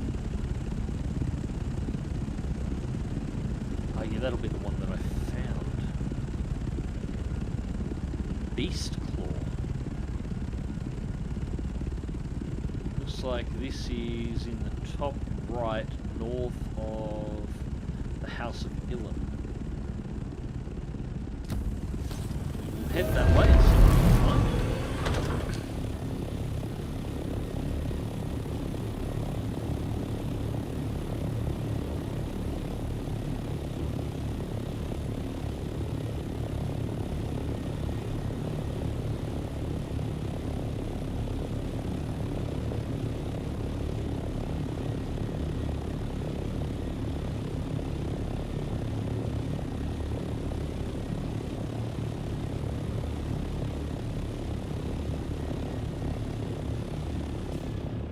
Oh, I'm heading completely in the wrong direction. I should really watch where the hell I'm going.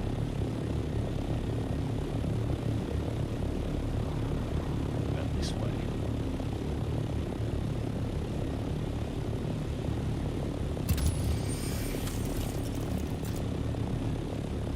Some resource scanning, see what pops up.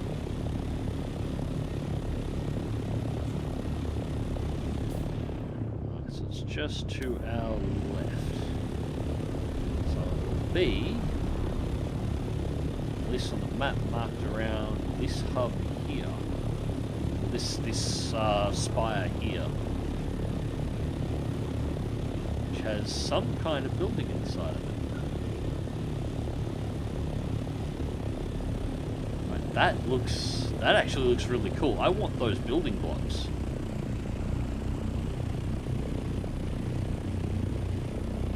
Definitely something inside that. You can see through those. That's not just a model. Right. Oh yeah, I want this tile set to build bases out of.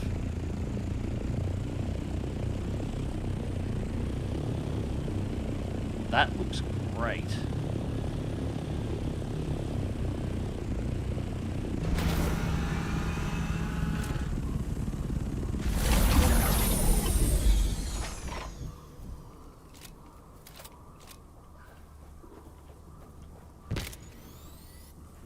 Come on. There we go. Gets really picky about being close enough to be able to actually pocket it. Literal bee in a flower behavior. It's great, isn't it? They for a survival game, I was expecting the flight mechanics to be really average. They're actually really good for a survival game. Like they don't hold up to any kind of actual flight simulator, but you know, they're really nice what they are. Same as the driving mechanics in this. Far better than they have any right to be. Come on. And I like how it handles. Sand trout leathers. I will definitely want to grab those too, because I'll need them for further armors. And still suits. I should probably do something about my health and actually turn on a shield now while I'm at it too.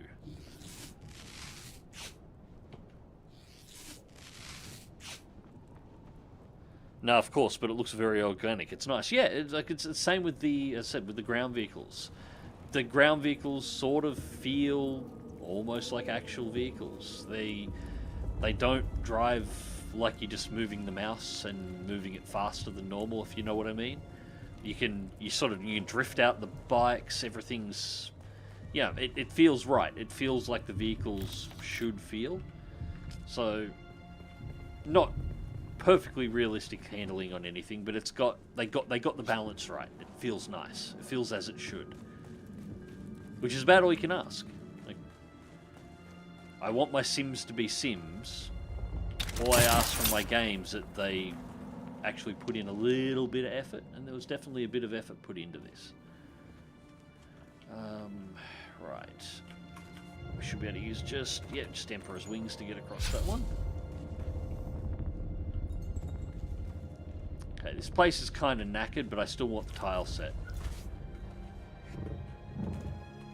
Would this be an old Fremen temple? Or an old ancient Bene Gesserit temple? Okay, I get the sneaking suspicion that these guys here probably aren't the original owners. Oh, Oh, really? Straight up martial arts. Yeah, take that, Jackie Chan. Yeah, give me the sand trap leathers. That's right. I'm going to wear a suit made of baby makers.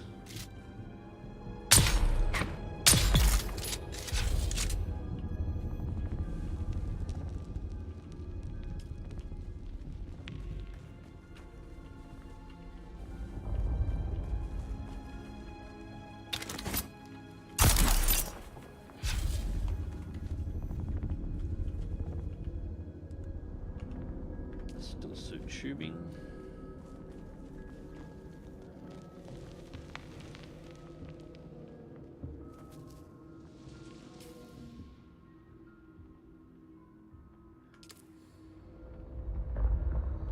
Well, it's 26 meters below me. Down, not up.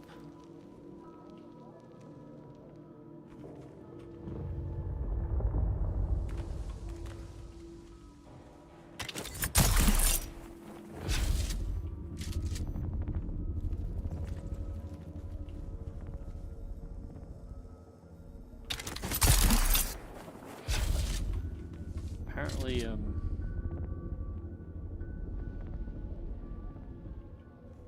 there. Okay, what the hell is the book doing there? Chest on top of this. That's a really weird place to put it. Back. Insulated fabric.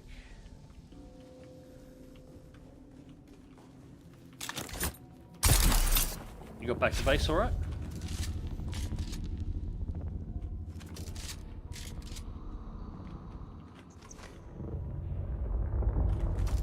Well, we got what we came here for, but I'm going to keep exploring the place. This place is kind of cool.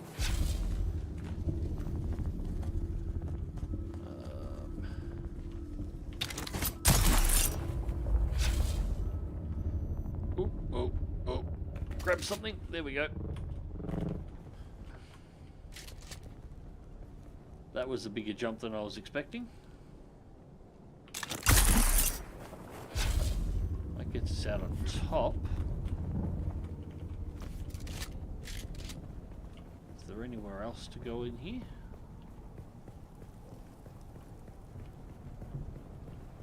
So I could have just landed on the roof and dropped down.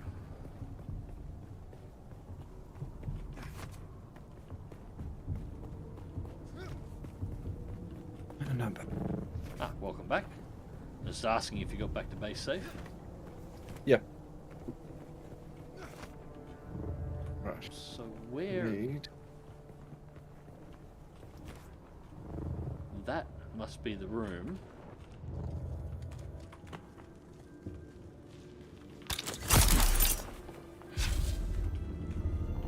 Yeah, this must be the room with the windows that I was looking in before when I was doing my best bee impression.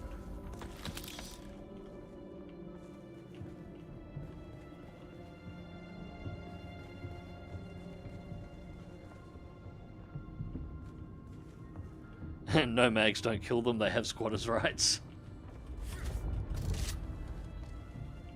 That's great. Now I have squatters' rights. Okay, how do I get in there? This way. Oh! Ooh, almost screwed that up.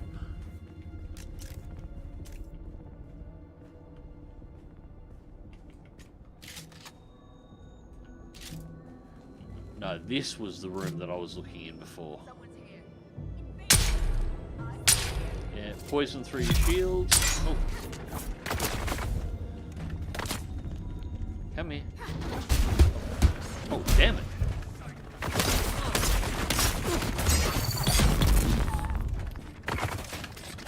Oh, no.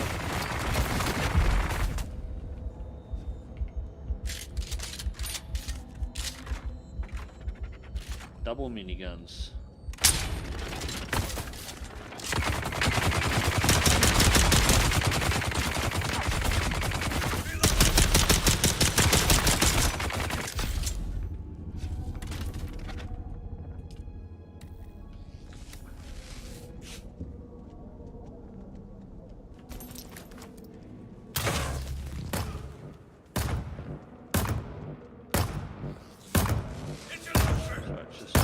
crap out of it.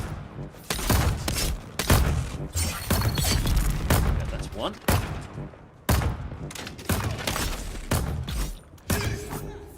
Shit, I'm stuck in the body.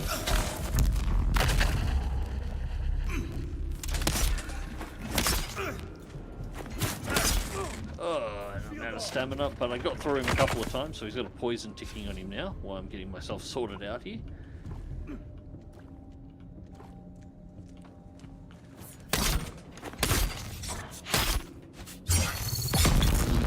There we go.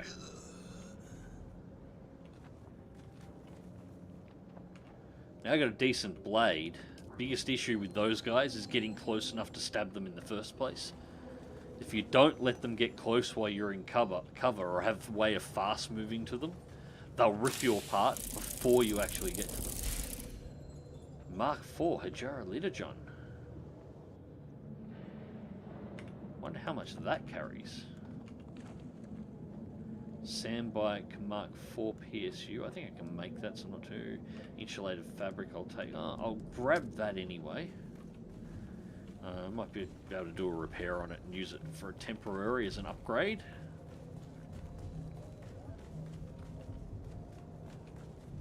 Yeah, this was the room I was looking through, because that's one, and this is the other side of the angle.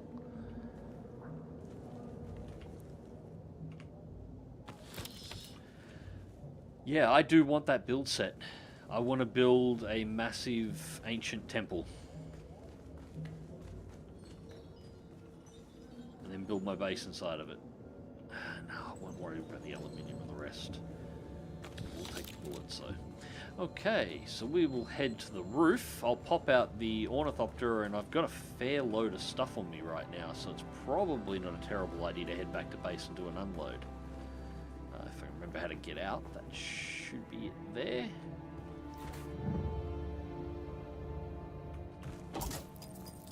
Oh, that's a... Run shortly. Pardon?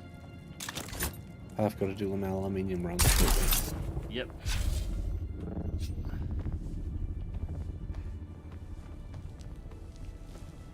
Come on, monkey man it up to the edge. You can do it.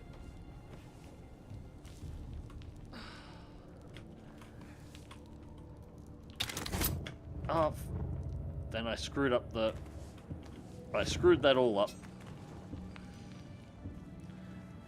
Fine then, I'll go out the front door.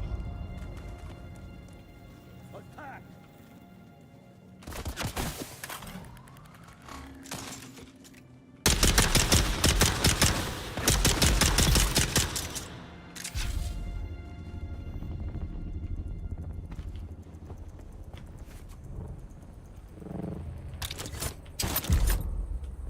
Oops. Yeah, that could have been done better.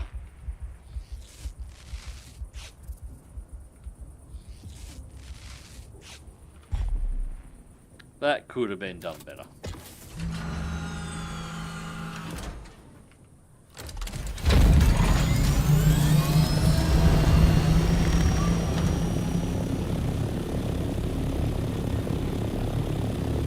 Alright, so first stop.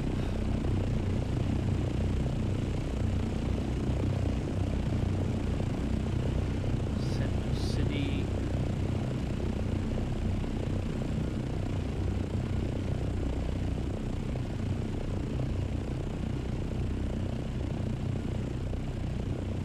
This way, I think she's at the Atreides outpost. Hand the book back over for the Bene Gesserit training. I'm pretty sure she was there. A for effort, C minus for execution. Yeah, no, that's... I would have given myself a D. That was, yeah. Supposed to come out the top, end up falling to the ground floor, try and exit out the front door, managed to fall off a cliff and nearly killed myself. Not great.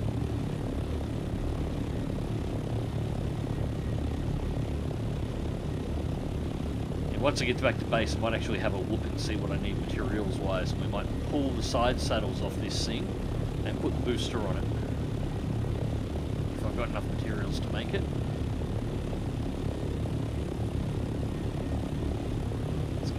much altitude as we can. We're going to have to go that way.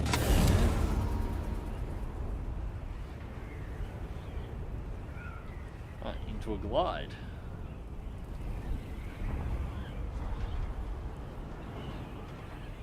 Actually gonna call it here for the night. I am starting to fade. Yeah, fair enough, dude. Alright, good night. Good night. Right, so when using the gliding mechanic, you can see you've got the center line here for level flight. You can see if I'm holding on it, I'm actually slowing down. But if I nose down, I speed up. So your angle does actually affect the speed you're able to maintain. And how sharp you do your initial dive will also change what your actual potential top speed is.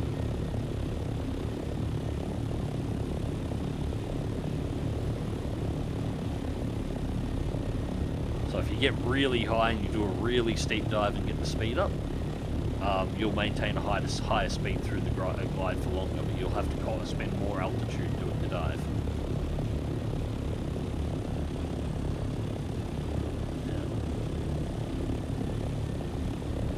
I doubt they will let me land inside.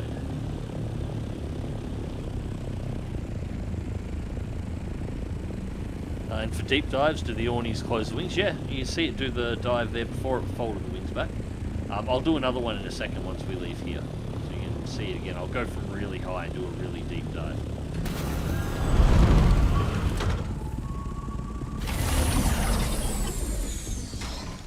Kind of a rude place to park, but that'll do.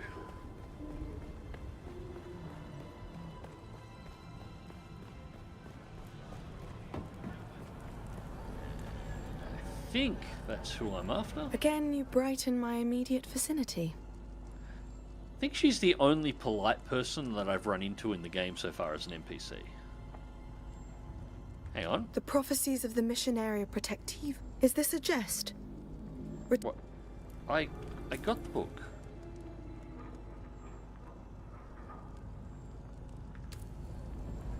Again, you brighten my immediate vicinity. Why can I not give it to her? The prophecies of the mission area protectiva. Is this a jest? Oh no, that's not the book that I have.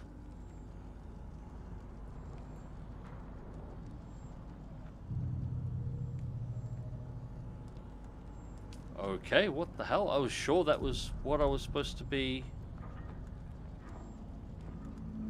Bene Gesserit. Oh, there's multiple parts that I've got to get. It won't let me hand one over. I've got to get the other part. Fair enough. Okay. Sorry, that was me not reading my quest. I see you have the accreditation needed to view my wares. See what you've got to sell. Focus Buggy Cut Array Mark 5. Boost increased titanium and stravidium mass yields a bit at the cost of more heat generation. I'll be honest, I don't know what the negative for heat generation is outside of... I suppose that's probably all it is, water usage. Which doesn't really matter if you spend a lot of time in a still suit. Lots of Mark IV Ornithopter wings. If you've got the money, you can straight up buy an Ornithopter if you don't want to harvest the ingredients for it. Because the Ornithopter is only Mark IV, and all of the components available at the Atreides base, and I imagine the vendor at the Harkonnen base has all the components as well. So if you've got enough cash saved up from running around doing missions and stuff, if you've got about 150k, you can just buy one. Crab Heavy Armor Set variant, requires Reputation level 3. Harkonnen Trader Heavy Armor Set variant, Reputation level 3. Atreides Ground Vehicle Swash, only 500, we'll buy that. Atreides Sandbike variant. Atreides Stronghold, 80,000 for the Stronghold components. 500 for a Light Swash. Basic Light Set, 5,000. I'll grab Atreides Light Set.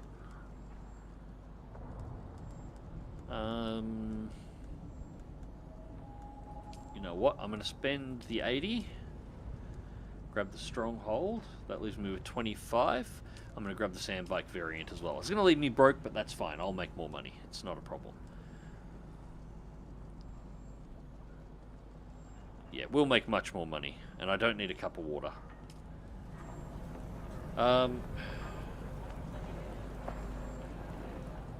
Yeah, I know how the customization tool works. Okay, we will head back to base. I'll unload everything that I've got, make sure everything's all fueled good, do a quick repair pass around the ornithopter, make sure she's all fine. And I guess we're going to have to go find that on foot. I won't change the plans. I could fly back over there, but we'll head back to base instead. I'll actually grab a couple more scanner beacons as well.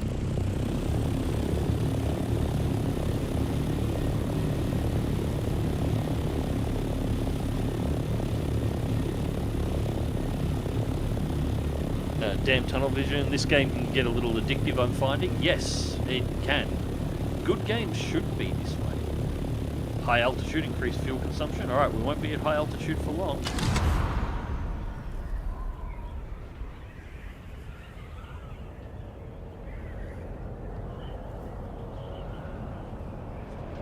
Looks like that's about all we've got. About 180 is all we'll hit.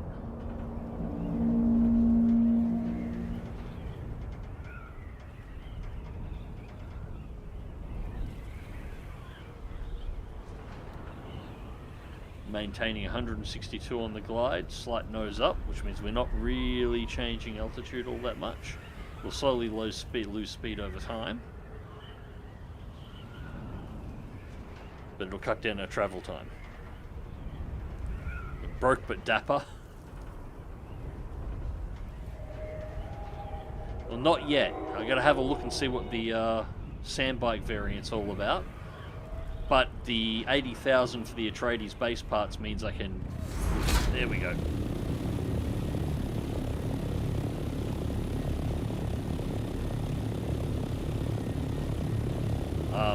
Means I'll be able to actually rebuild the base on this side and, you know, get an appropriate look about it.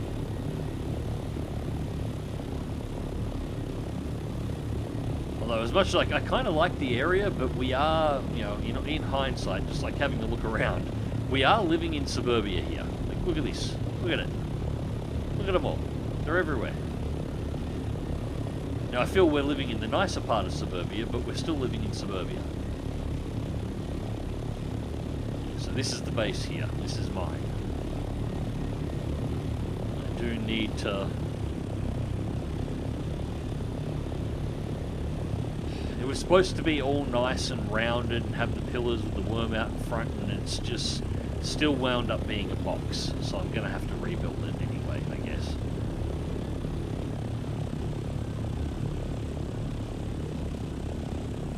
Just drop through the Penta shield.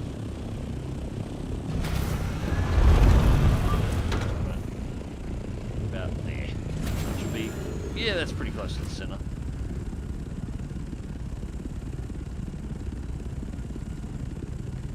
Alright. Rich dude in a helicopter despises poor people more news than 7. I like that. You spent all of your money? Yeah, pretty much. I probably should have checked to see if I'm actually due any taxes beforehand. I think they're all paid though.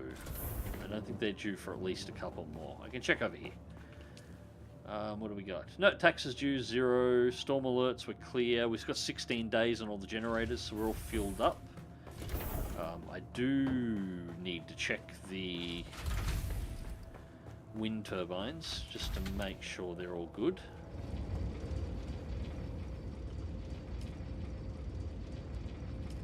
Yeah, we'll just top them off. Plenty of... No, I don't. I'm actually out of lubricant. That's alright. I will have to manufacture some more.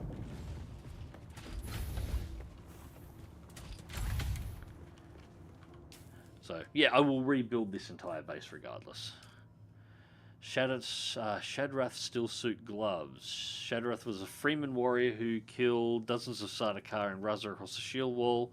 He was gravely wounded and returned to a hidden cave. He sealed himself in a death still, preserving his water for his tribe.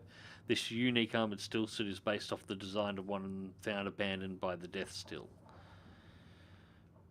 Okay. It's probably an upgrade to what I've got at the moment. That's a guaranteed drop, so it won't have any value beyond that for me. And the Hajara Leader John.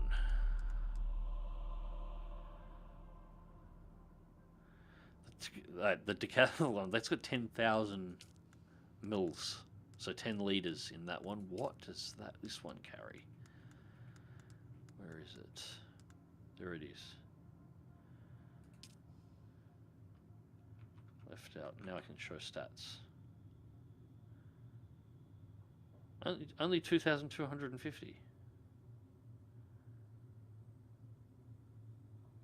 Okay, that's not much at all. That's actually really disappointing.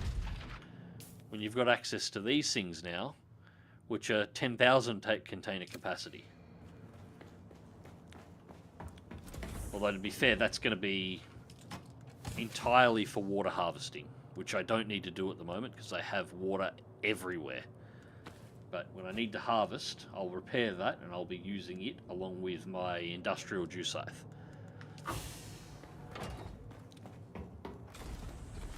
I will just dump everything in the big box. Again, I'm not bothering to sort this out too much at the moment. Heavy darts can go in there and just be stockpiled. The house drill shot. These can penetrate shields. So it's a double barrel mid-range shotgun that fires burrow darts. When colliding with an active shield, burrow darts stick to them and penetrate after a short time, dealing damage to a protected target. I might repair that.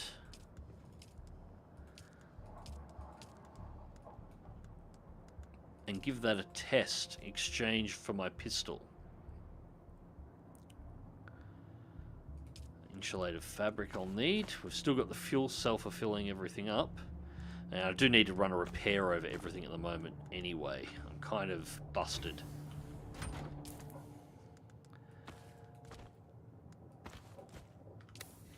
Everything's kind of a bit broken. I can't repair the sandbag PSU. I can repair the drill shot.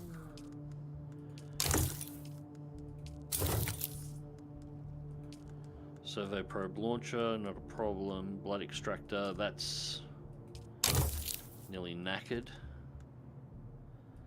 We need to build a power plant Mark IV.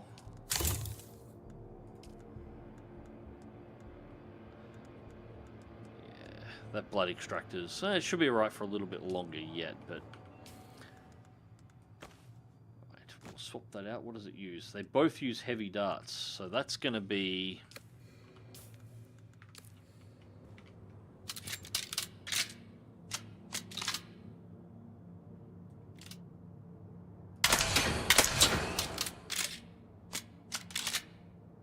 okay. It's not going to be too heavy. It's not using multi darts. Really is just a double barrel 12 gauge that fires slugs. Okay, we'll give that a shot. We'll see what it does. I'm interested in the shield penetrating capability. Now it's a Mark IV sandbike PSU.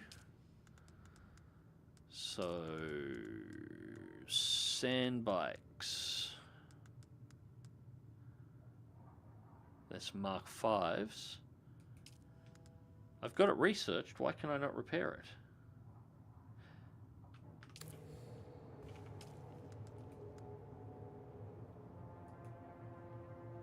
Item must be repaired with a welding torch. Derp. Okay, fair enough. I think I have a welding torch. No, I don't have a welding torch there. I know I'll have one in the back of the buggy. It's only a Mark 1. I really need a better welding torch. Also need to unload the aluminium that's still in the buggy at the moment.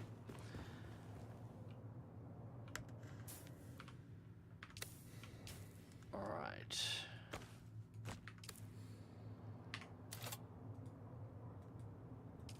So, yeah, for anyone who doesn't know how the vehicles are built in this, you actually build them in parts and assemble them, and they do have components that need to be dealt with. So I'm going to rip out, detach the Mark III Sandbike power supply unit, and we're going to install Mark IV, which is pretty beaten up, but I'm going to give it a bit of a repair. It is more powerful.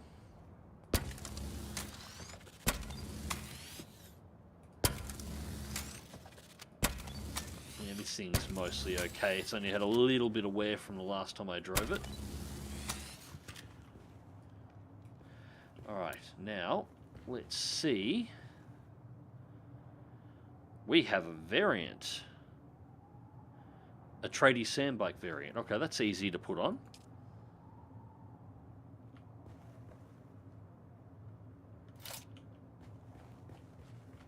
Okay, that's kind of cool. Let's get this out in the light so we can have a good look at it.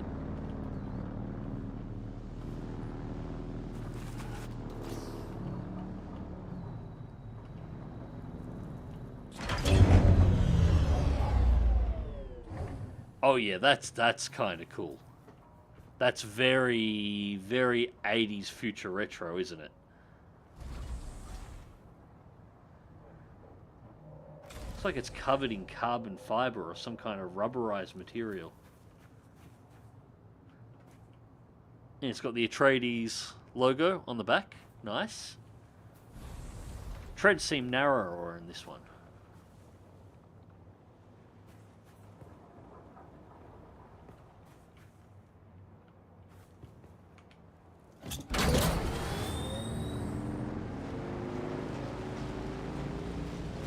Good God, he has over 500 intel. Yeah, I do all the intels. I do all the intel challenges, and I don't bother spending the intel unless I'm up to an area where I have access to the research.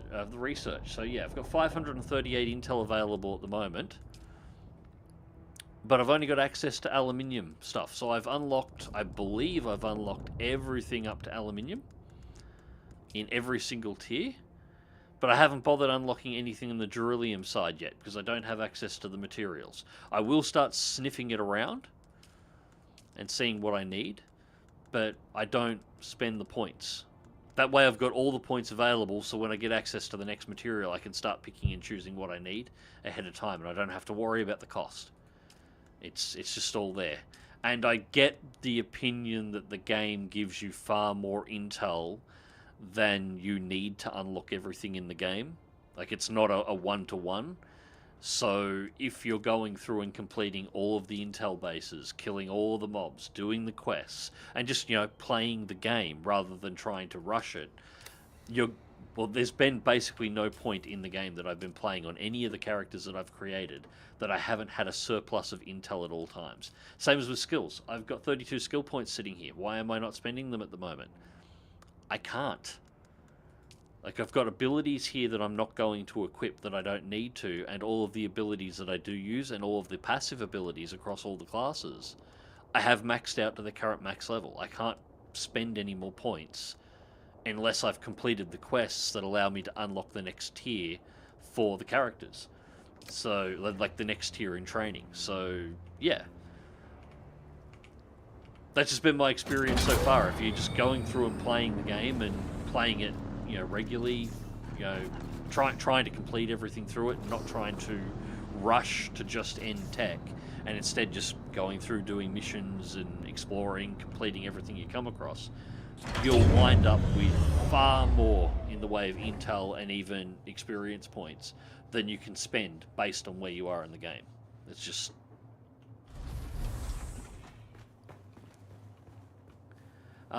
yeah, why I'm at it. Since I just noticed. Sandbike, buggy. Let's get those out of it. Because while they're in the buggy, I can't access them, which means I can't refine them.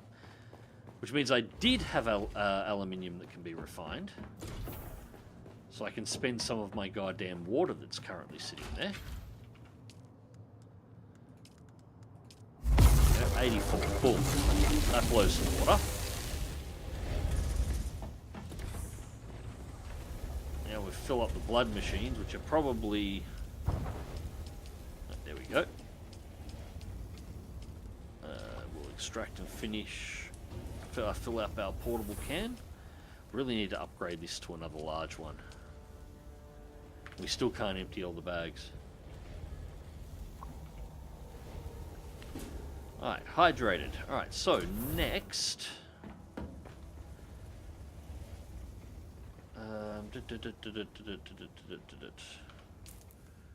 we've sorted all that out. We've got our weapons sorted. The Mark III PSU can go into the recycling bin downstairs, so I can pull it apart for parts. And then we're going to have a quick look at the Ornithopter while we're down here. Ornithopter construction. Scout Ornithopter thruster. We have aluminium ingots in construction at the moment. We'll have enough of those. We need particle capacitors. We need 30. We've only got 28. So those are in testing stations. And I'm pretty sure... yeah. Enter the sorting center within the testing station. So we'll do that one next, because that will get us parts we need. What was I going to do? Yes, I know what I was going to do.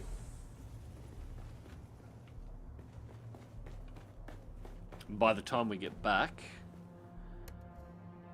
the aluminium I've got refining will have completed, because unfortunately aluminium refining is relatively slow. Get out of the buggy.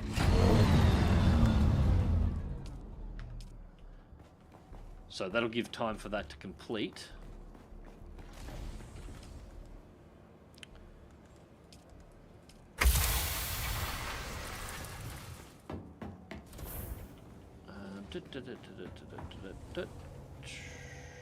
Yes. Now I remember what I was doing. I knew there was something I needed to manufacture. I want to manufacture... there we go. At least 2 more servo probes.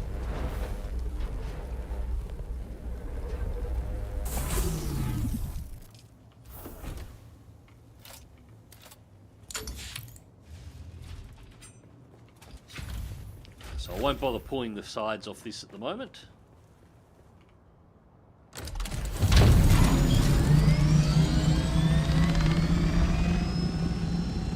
So next stop.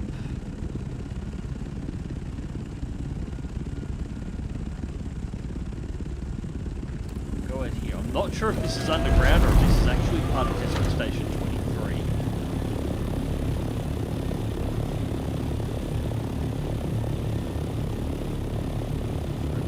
And then we'll do a dive, pick up some speed.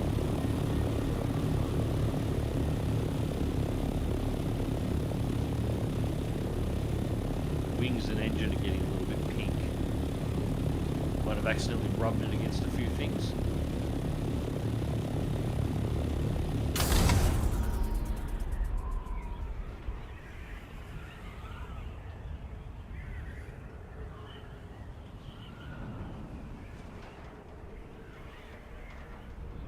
There we go.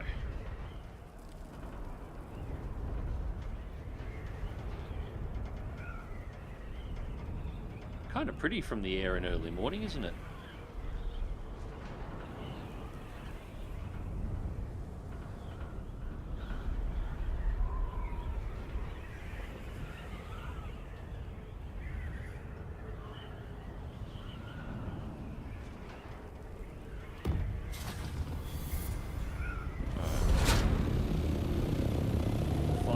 Tall spot. Evening, sorry.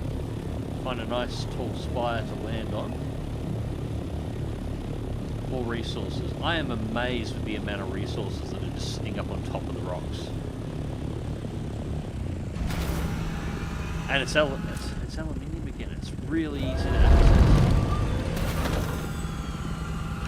Get had a cargo ornithopter, it'd almost be worth doing any aluminium mining you needed to do by just flying around and picking stuff up. Although by the time you've got access to a cargo ornithopter, you probably don't need the aluminium all that much. It's not really going to matter.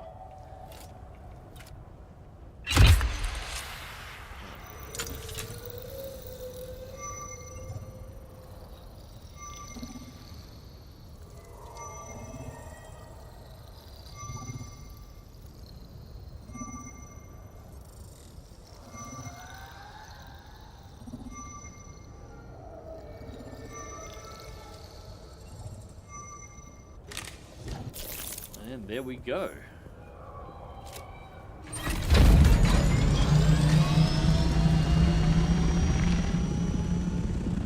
Alright, so we have more intel we can pick up down here. Farhold. Chains of Karak.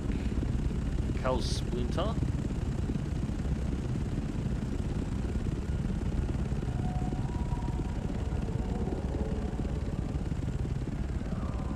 Aluminium is a stepping stone for beryllium. You need it to tier up. Okay.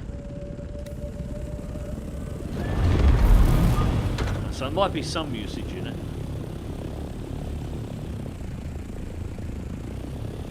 I suppose it depends on how much it can actually carry with the cargo orney as well once you've got one. If your base is away from the nodes, just flying to Aspire for easy aluminium is good to have. Yeah. I could see that.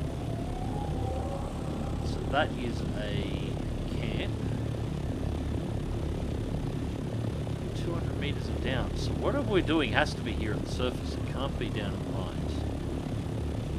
I think it's, yeah, it'll be this base. It has to be this base.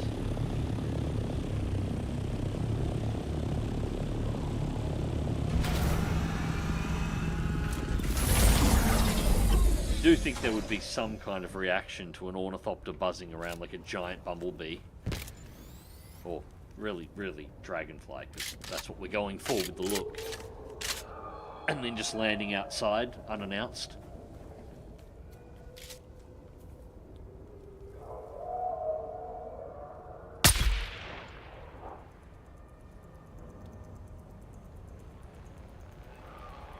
That is some serious rubber banding going off there to the left. What the hell? Reveal yourself. Shield on. Yeah.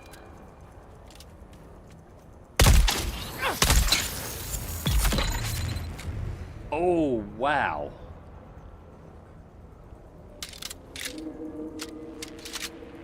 We likes that.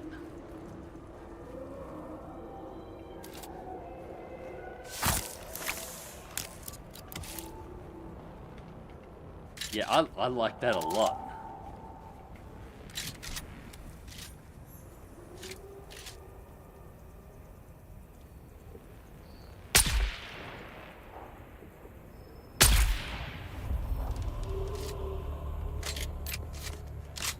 $97.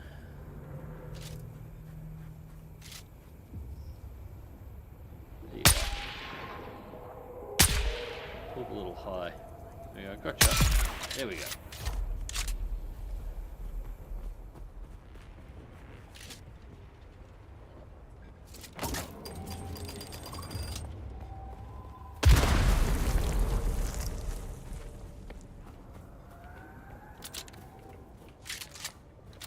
Wonder if what the drill shots scale off.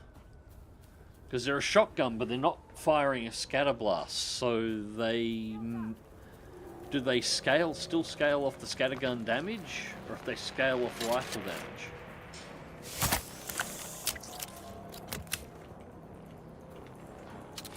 I have to look into that, because depending on what it is...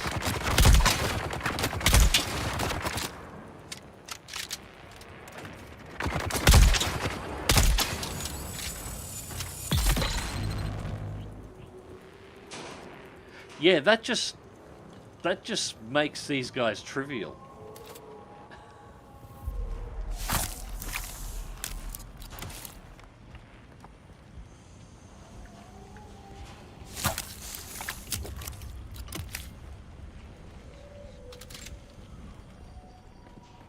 I think I might put that Molar pistol away. It's a really good Molar pistol, but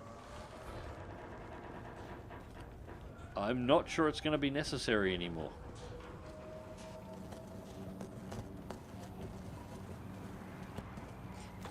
Making sure I've got a surplus of heavy ammunition is going to be important, though. Batteries. I need to grab a whole bunch of batteries. So I need the batteries to make the lubricant for the omnidirectional wind turbines.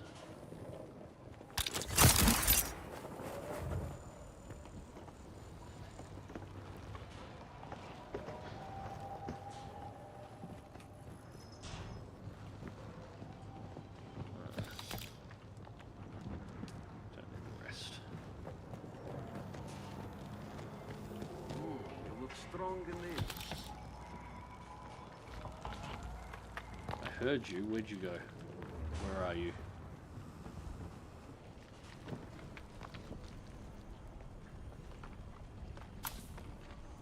Attention. Briggs and Molander have been sent to the slave pits, each with a dozen inkvine lashes to speed them on their way. Let this be a lesson to you all. We make examples out of a select few slaves when needed, but only when we have orders from above.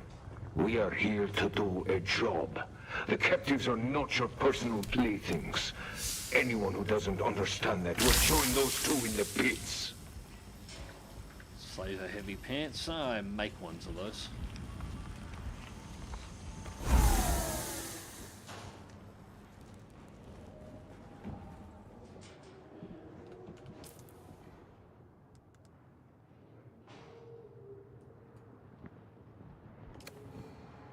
There is a testing station. Okay.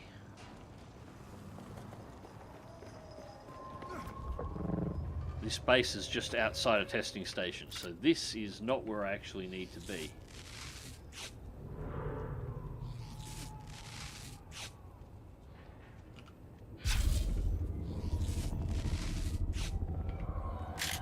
Alright.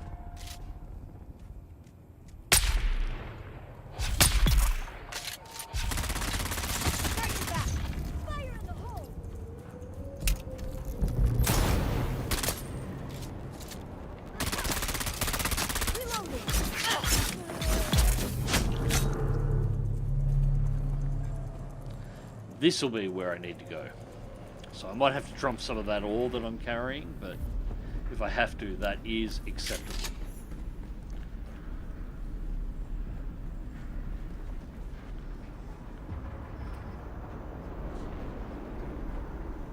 We'll get some of the blue stuff we need down here, some of the blue consumables or materials. Can't remember which one we needed, but both should be in here.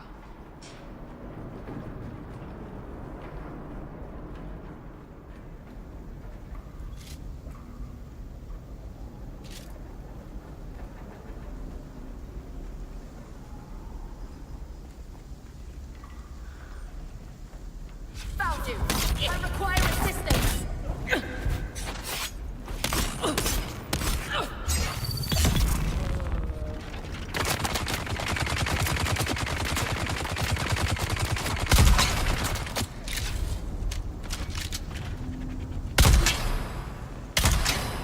Alright, range on it's not particularly long.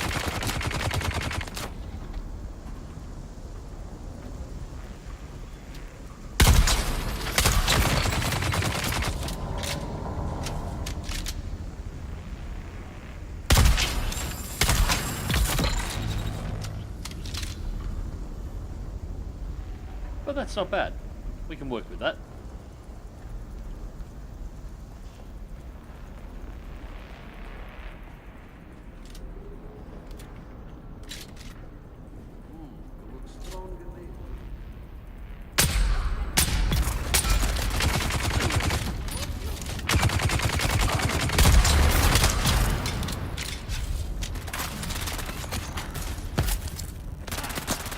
God damn it.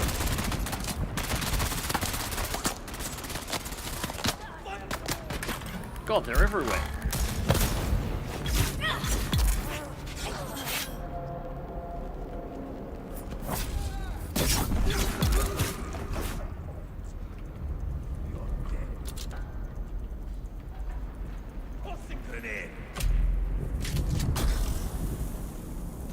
Nicely done.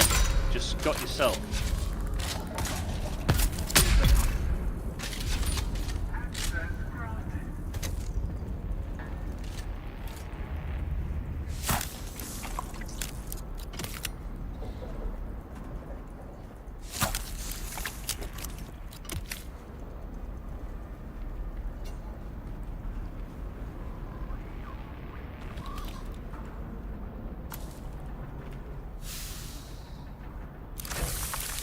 Buggy engine Mark III. We've already got a Mark III buggy engine, so that's not it. Those are the gear that we need. It's the particle generators and whatever the other one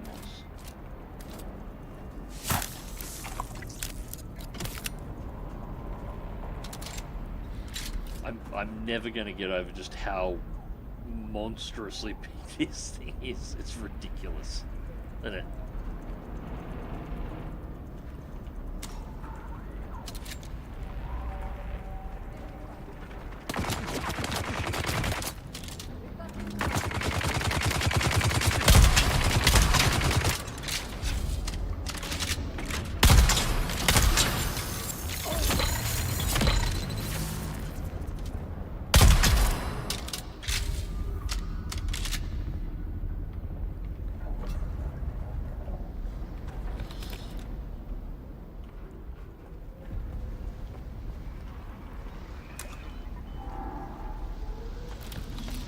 Bandages, don't need the ammo.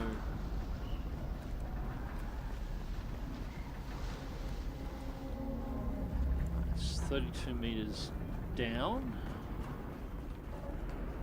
And yeah, I think that's everything cleared out.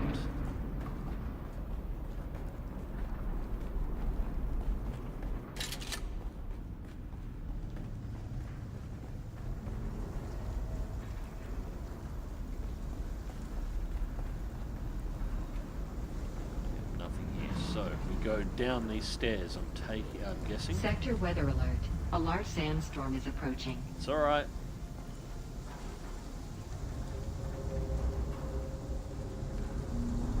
I did poke roll the chopper, didn't I? Yes, I must have. I have to have. It'll be fine. Yeah. Take the lot. It'll be fine.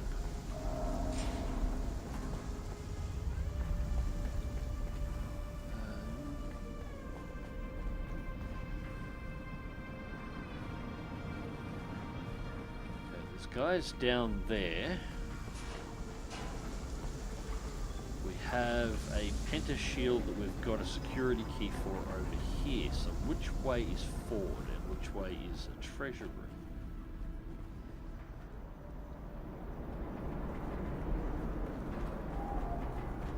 Sector weather alert. A large sandstorm is approaching. I think that's going to be forward. So we'll better check the other room, otherwise we will miss whatever's in there.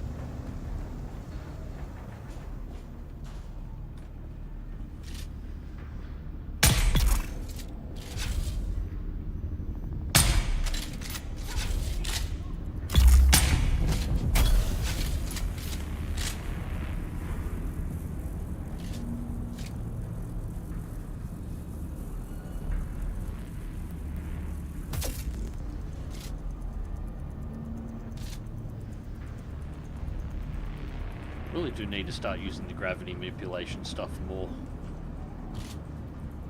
Especially considering the turret's not actually all that good anymore. It's godlike at the start of the game. Kind of like this shotgun. But now, even upgraded to level 2, it just doesn't do enough damage against the mobs you encounter now. So I still have it equipped, but all it really does is tickle them. Unless you get the most base level troops that don't have shields, it just doesn't do any damage to them at all now. There we go. Yeah, we're full up now.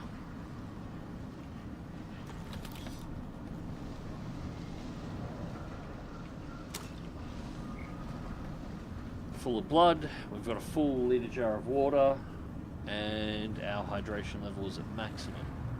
That's it? That's all that was down here? Yes.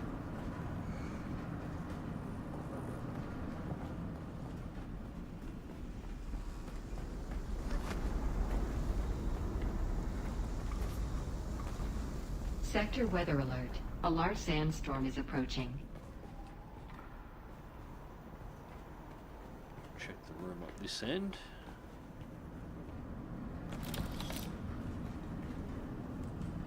Nope.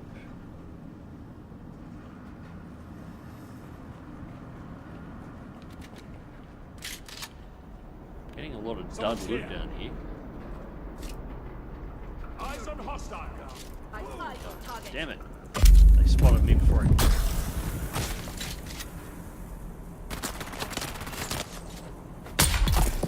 Get you. Shields up.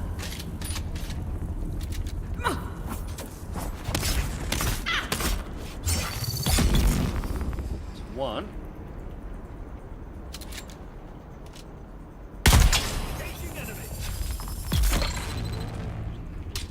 One shot.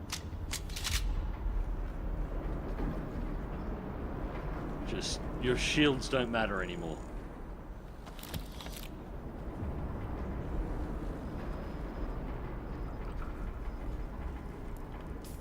What level is this? It's house. It's only a house level weapon too, so it's the same level as my drill shot. It's within my ability to manufacture right now. That's amazingly good.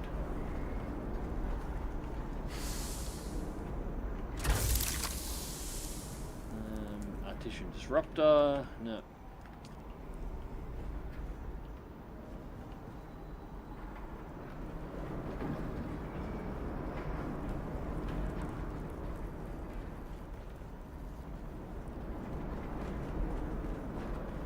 That's all that's here.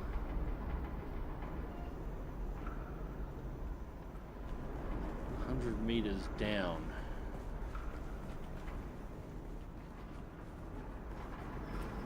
There's no other doors off this path anywhere?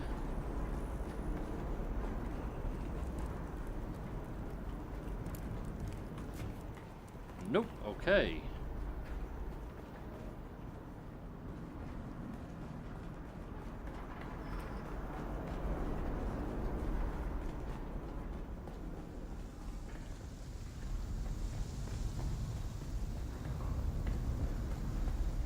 Has to be something we missed.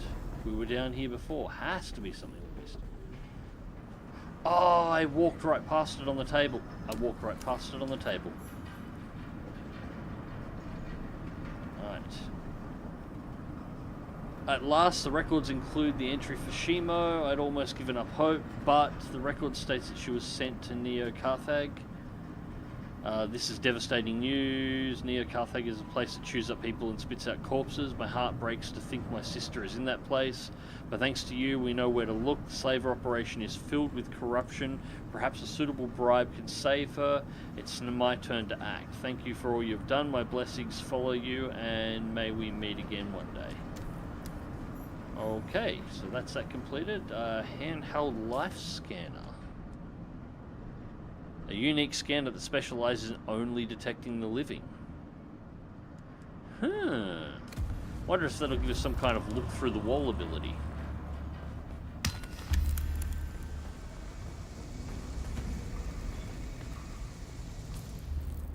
We're up to 10,000 again.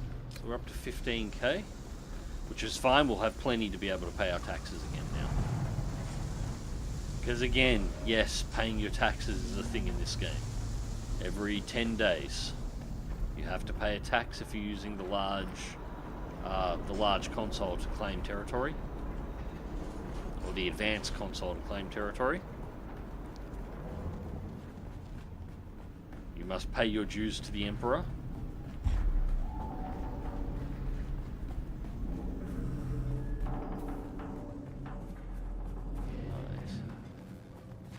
Get out the door here so we can drop the Orny back down.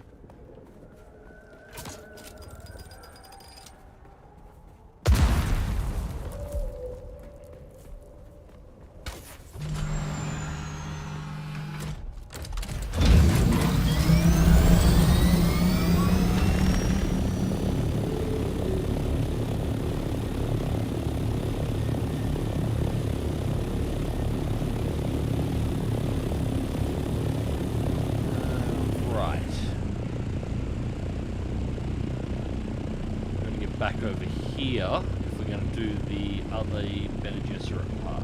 Although, we've got this section here that's not uncovered. So I might do a little fly in here, fire off this probe that I've got to uncover it.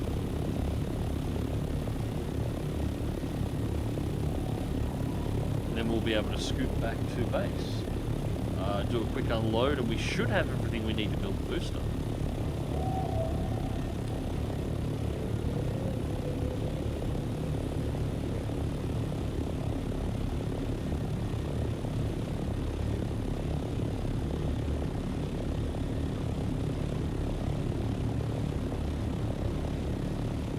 So you know what, flying this ornithopter around is actually giving me a little bit of an itch to jump on and play some War Thunder.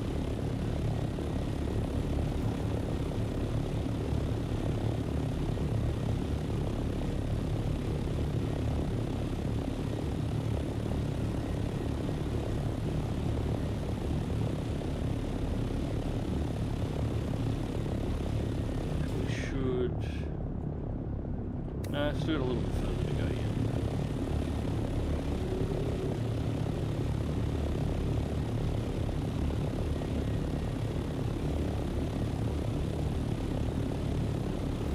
What's that?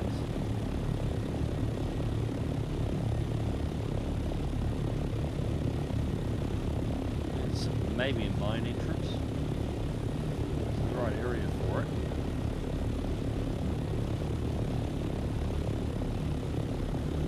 Broken up. Might be worth investigating later.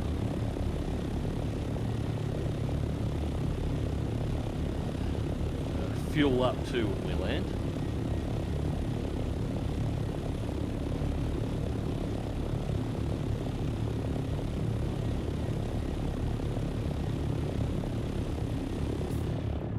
Alright, we are close enough. So that pillar right there will do, I think. It'll definitely be tall enough.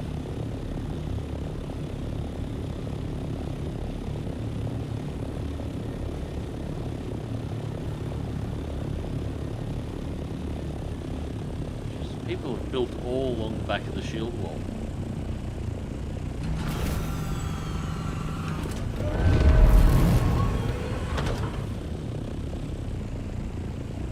About there, that'll be better. Much better.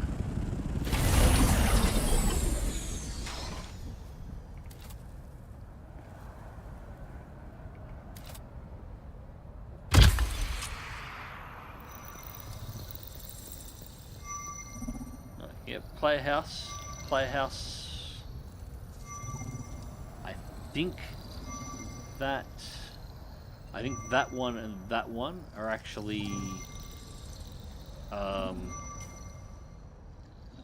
what are they called again? These?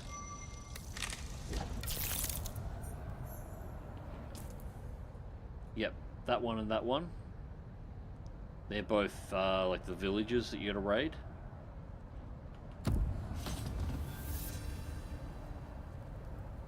I think those are player houses. I'm not sure why you'd build there. I'm not sure that's a big enough door to be able to get an ornithopter in and out through the vertical penna shield there. Although it must be, considering that he's got it built that way. Alright.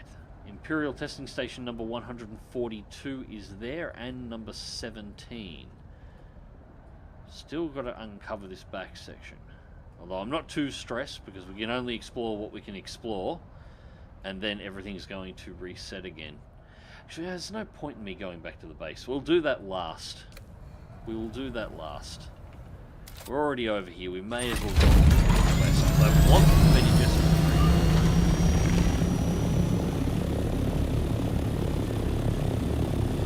Oops. Not only did I let myself get sunburned, then I put the fuel up. I don't think the fuel up when we're in the air.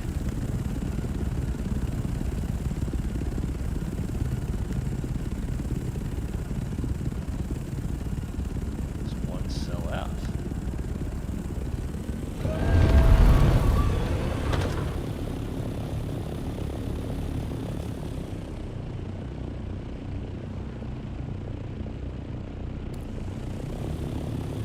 4.8k is the target.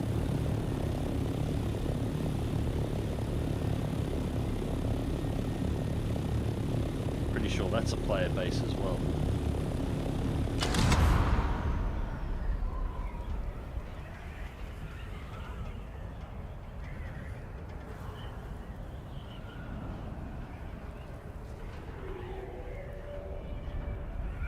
Yeah, that's a player base. Oh, that one kind of makes sense because you've got the Atreides hub just there.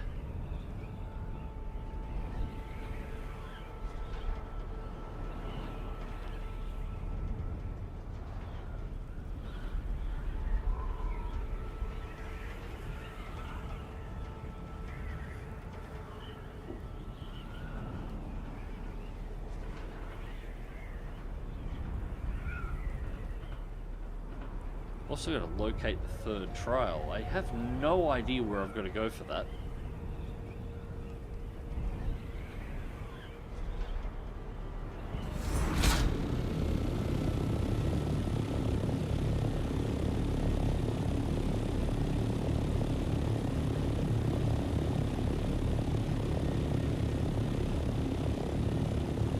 And dive again.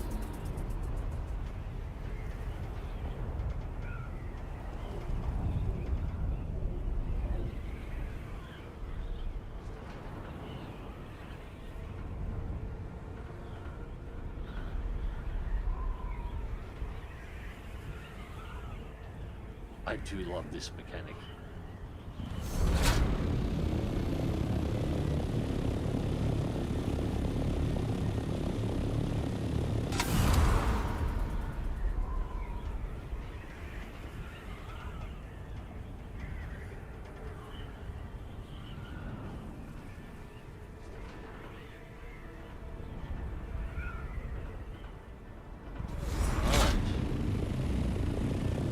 This base here. Alright, well this time, unlike last time, let's land on top and see if we can go down through the roof, or at least have a look. Yeah, we've got a hole in the roof. Right, we will land on the roof and then we will drop down from on top and see whether or not we can slip in much easier.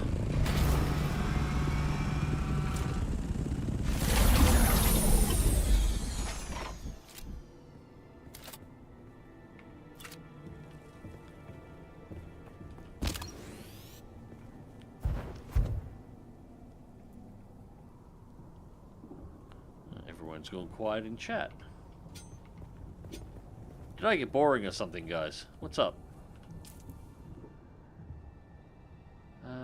No, that's not it. This is Rock Warren Village.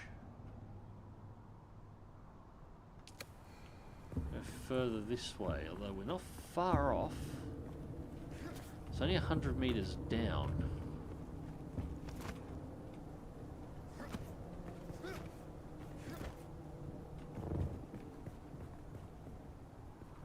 So it's down here. The man dozing off. It is getting awfully late. If you're over my end of the world... Oh, that was stupid. That was really stupid.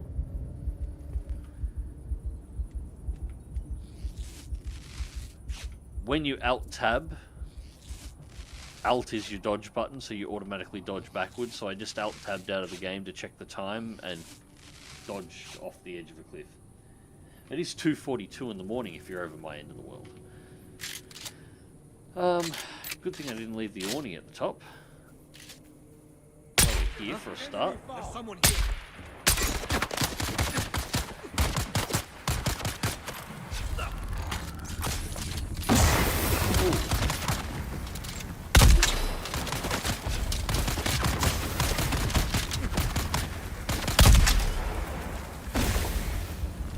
These guys hit really hard.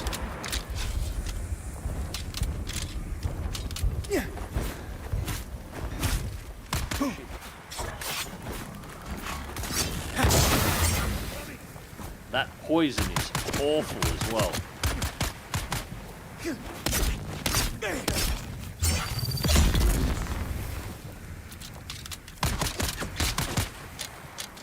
Reload. Gotcha.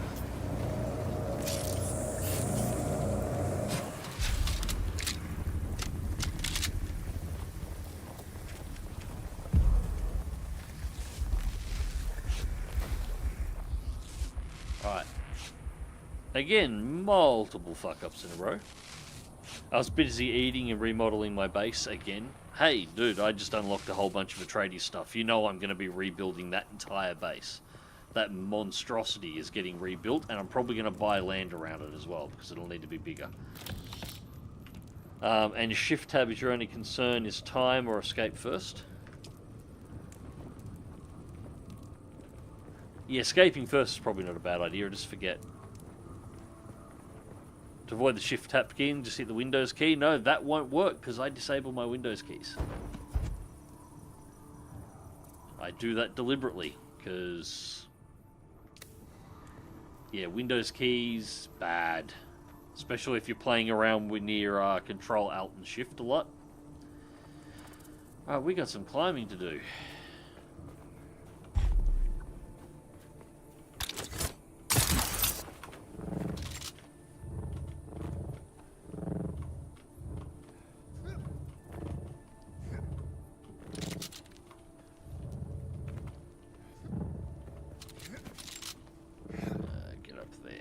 Stop there from stamina. Alright, 75 meters up.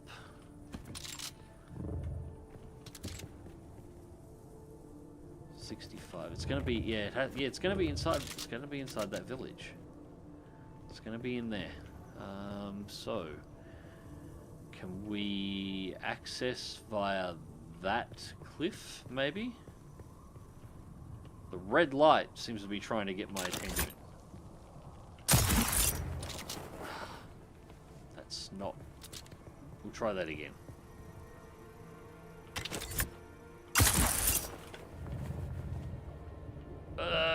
We fell short. Right, close enough.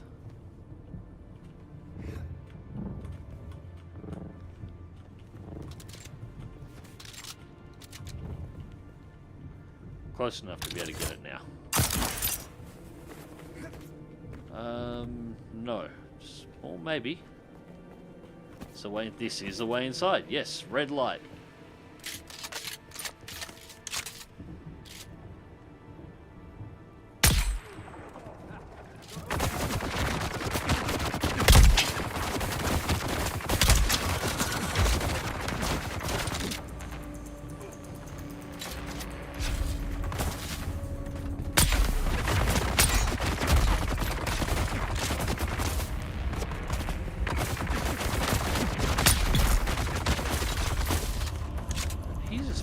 Straight through my shield like it's nothing there. Although to be fair, that's exactly what I just did to him then.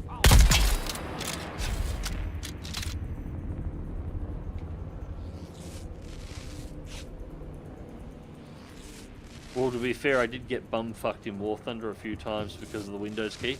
That is entirely why I have a I either look for keyboards that have an option on it, like a little flip switch, that disables the Windows keys, which I've had a couple of them in the past, or I disable it in software.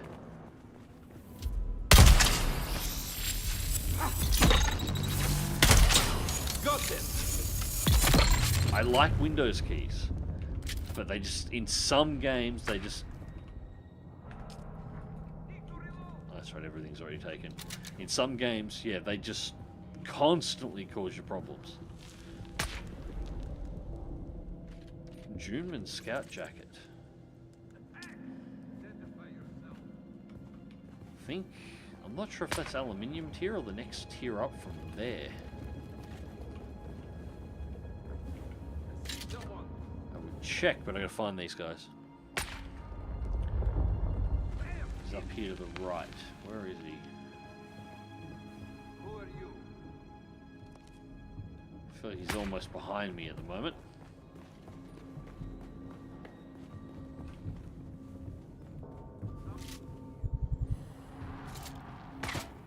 There he is. Gotcha. Alright.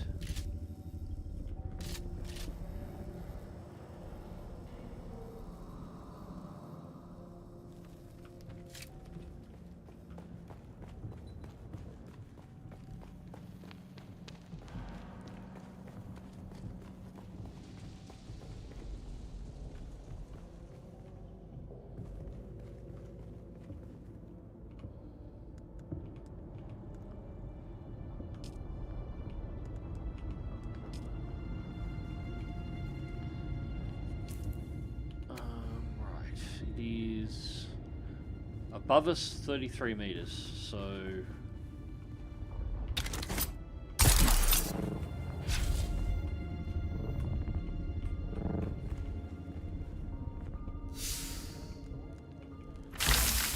fabric. Power Pack Mark IV. I will take that because I think... Yeah, I'm only using a Mark III, so I can do a repair on that and then use it. Even though the durability's down on those, it's often just worth grabbing them. Like, I've been using this for quite a few hours now, and look how little I've actually destroyed it. So once these are repaired to full, this power pack is likely going to last me all the way until I've got access to Mark V, including the materials I need to make the Mark V.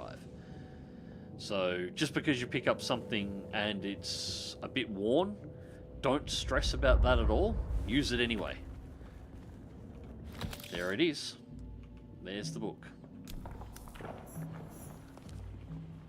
Because, yeah, chances are the durability shift on it is not actually going to cause you much in the way of problems. Not in the shorter term, anyway.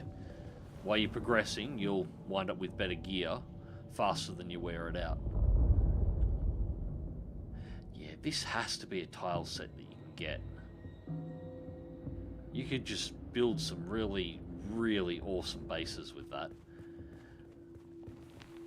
Like this here, if you could build this kind of a curvature without this in the middle, you could use that to make the entrance to an ornithopter bay, then create a half-wall insert to make a frame around it to put a pentashield on and keep the actual corners of the pentashield hidden so it's recessed. It'll look really cool.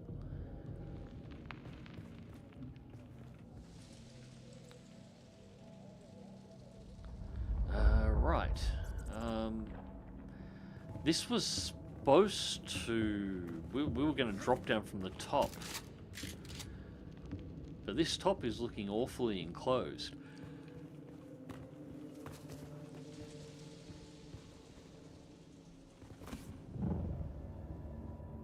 Must be another section further up that's got the top ripped open that we can crawl out of.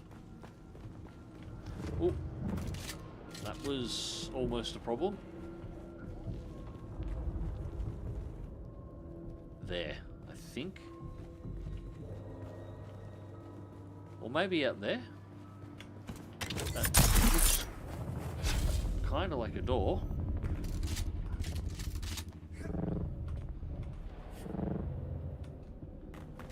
Where does this go?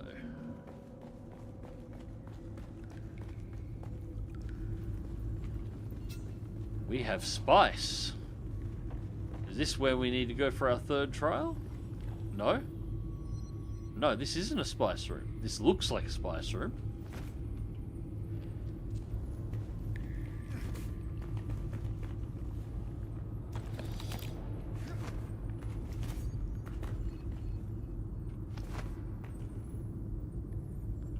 It's making all the correct noises, but this...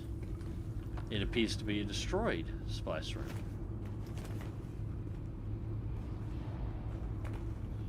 Chest. Ooh. Bloodshot Buggy Engine Mark IV. Theo Holtzman was a patron to the nobleman Nico Blood, who provided funding for the research one day would lead to the development of the Holtzman effect.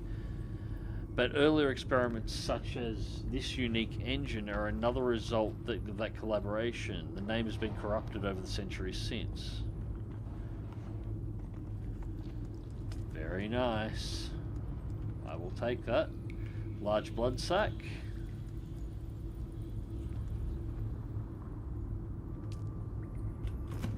My buggy's about to get some more speed on, I think.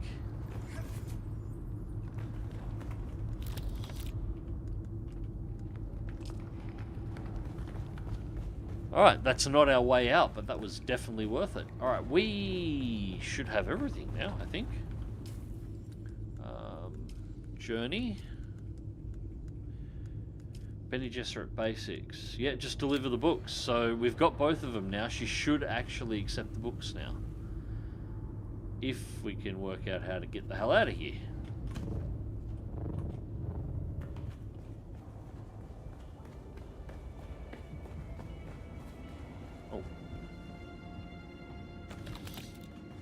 We should also have enough materials for the next armor set. These are all the bits and pieces that we need.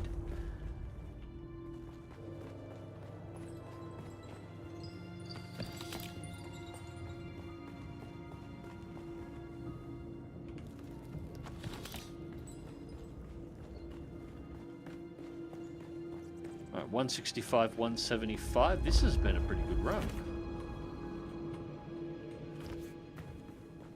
We're not going to be able to put a bird down there.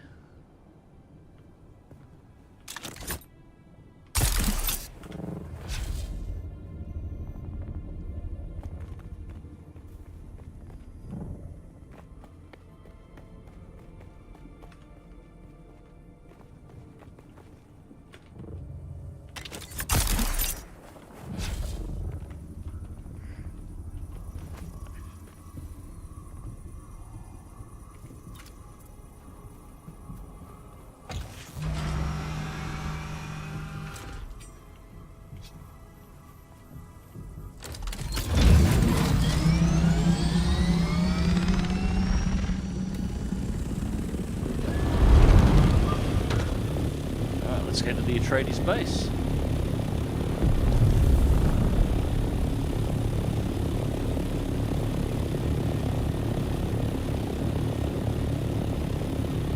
Spice bloke.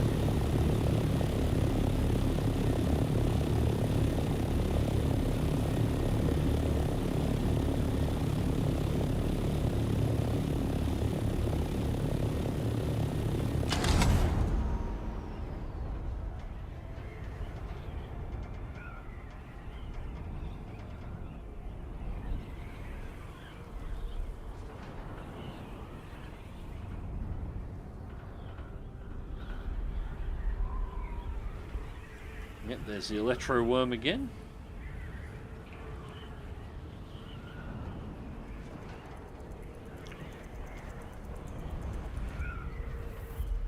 I've barely started on the quests at the other trade posts yet. There's so much that I need to cover in this. There's actually quite a lot of content. I mean, between the base building, the exploration, you know, researching and stuff can be a little bit grindy, but, you know, survival game, you expect it a little bit. But the number of quests as well, which take away a lot of the need to do a lot of the grinding. You know, it's impressive how much content is here.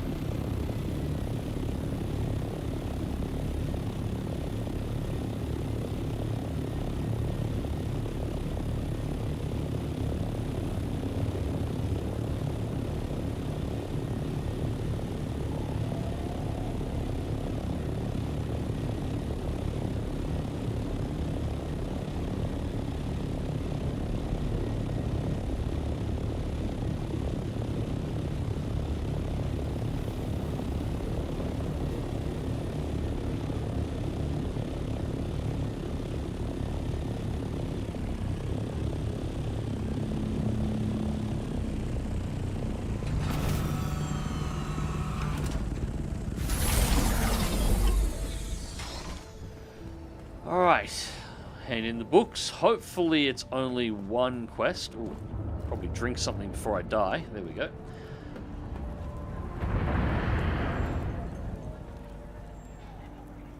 Again, you brighten my immediate vicinity.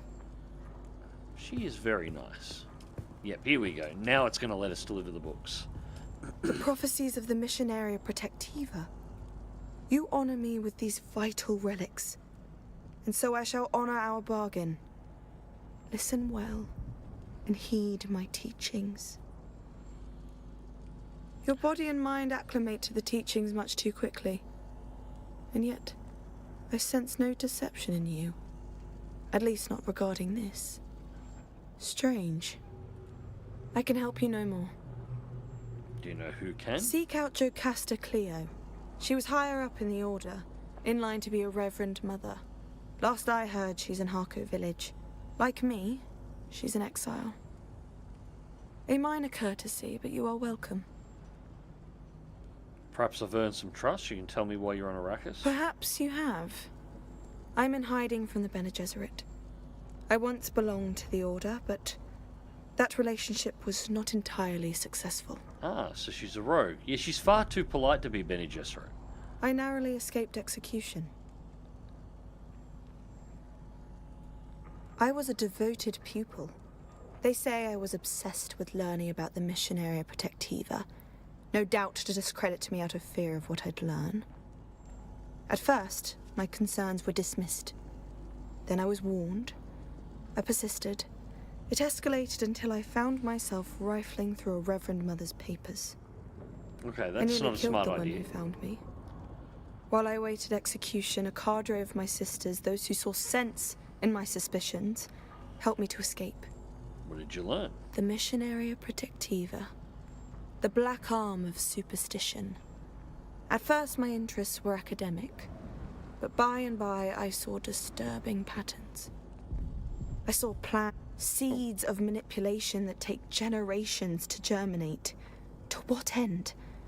I fear some hidden force perverts the purpose of the sisterhood to some dread end. I think you're onto something. And there is still hope that the truth will out. Yeah, that's the whole making Paul Atreides scene. Still, she is very polite for Reverend Mother, and easily the politest of all, or the most polite of all the NPCs we've encountered so far. So, I like her.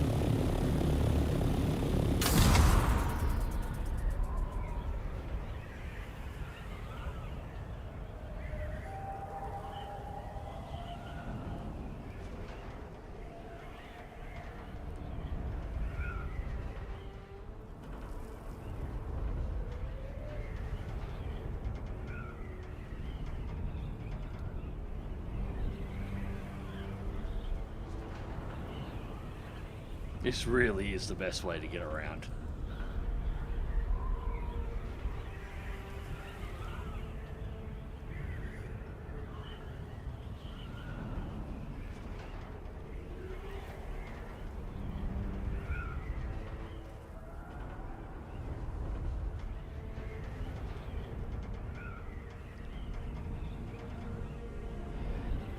Alright, so once again we'll land the Ornithopter back at base. We will do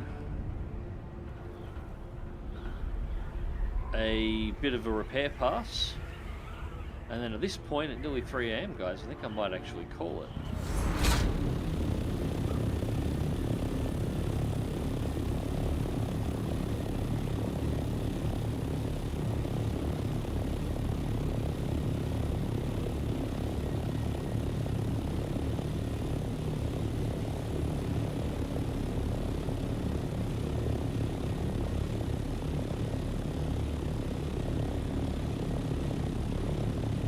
This guy's brave, building completely down on the sand.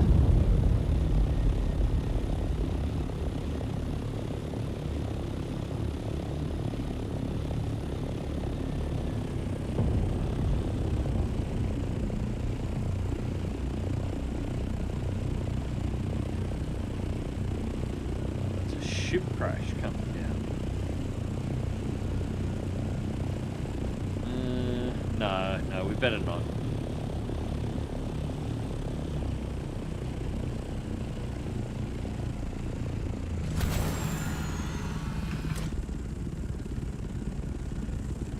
There we have it.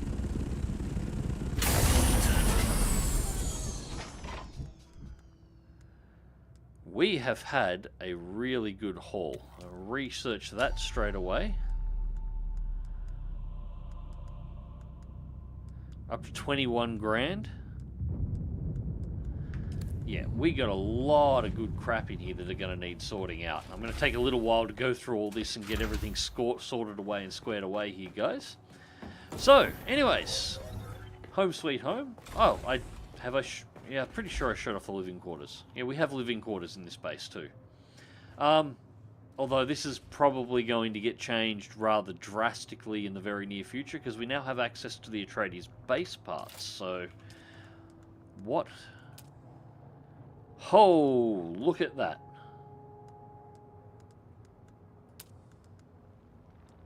Triangle foundations, rounded foundations, center columns, pillar bottoms,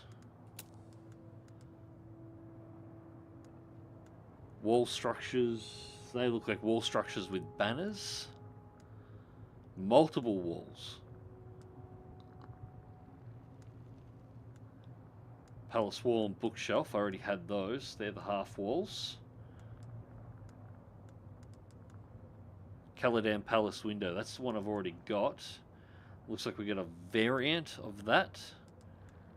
That looks slightly larger, but maybe slightly less ornate. Is that just a massive glass window? That is. This is just a massive glass window. Nice. I'm definitely doing some stuff. A Prudent store. I'm guessing that's a Pentashield based door. Single door. I probably won't use that at all, ever. Passageways. Caladan Palace passageways, which is the entranceway I've got over here. Wide passage. Oh, yeah. Yeah, this is going to necessitate an entire reconstruction of a base. Either that or the entire building of a new base from ground up.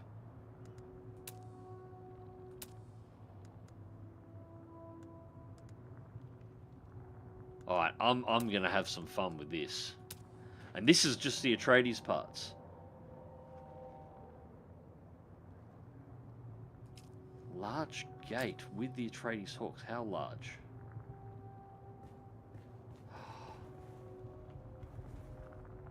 That's wide enough to fit a buggy through, I reckon.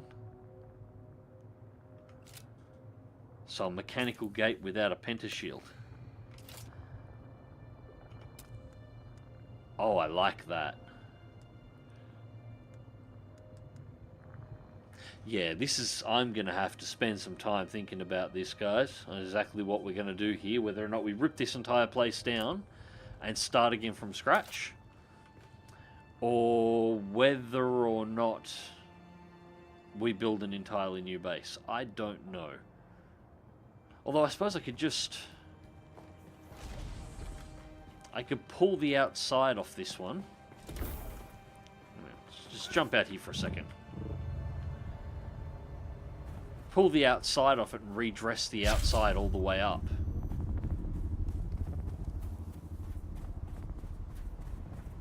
Because we do have two spaces owned here at the very least. And all the materials are already here. So it wouldn't take that much effort to pull it down and reskin the outside. Providing I'm careful on what I pull down to make sure I don't collapse sections of the base. Yeah. Yeah, we might be able to do that.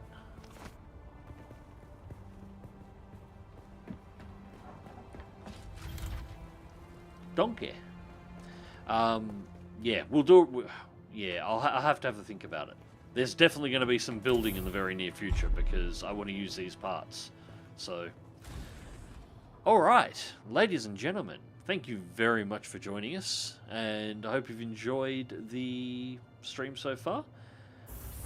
It'll be damn near 3 AM now if it's not already, so I'm going to sign off now, and we'll catch you in the next one. Alright guys, take care.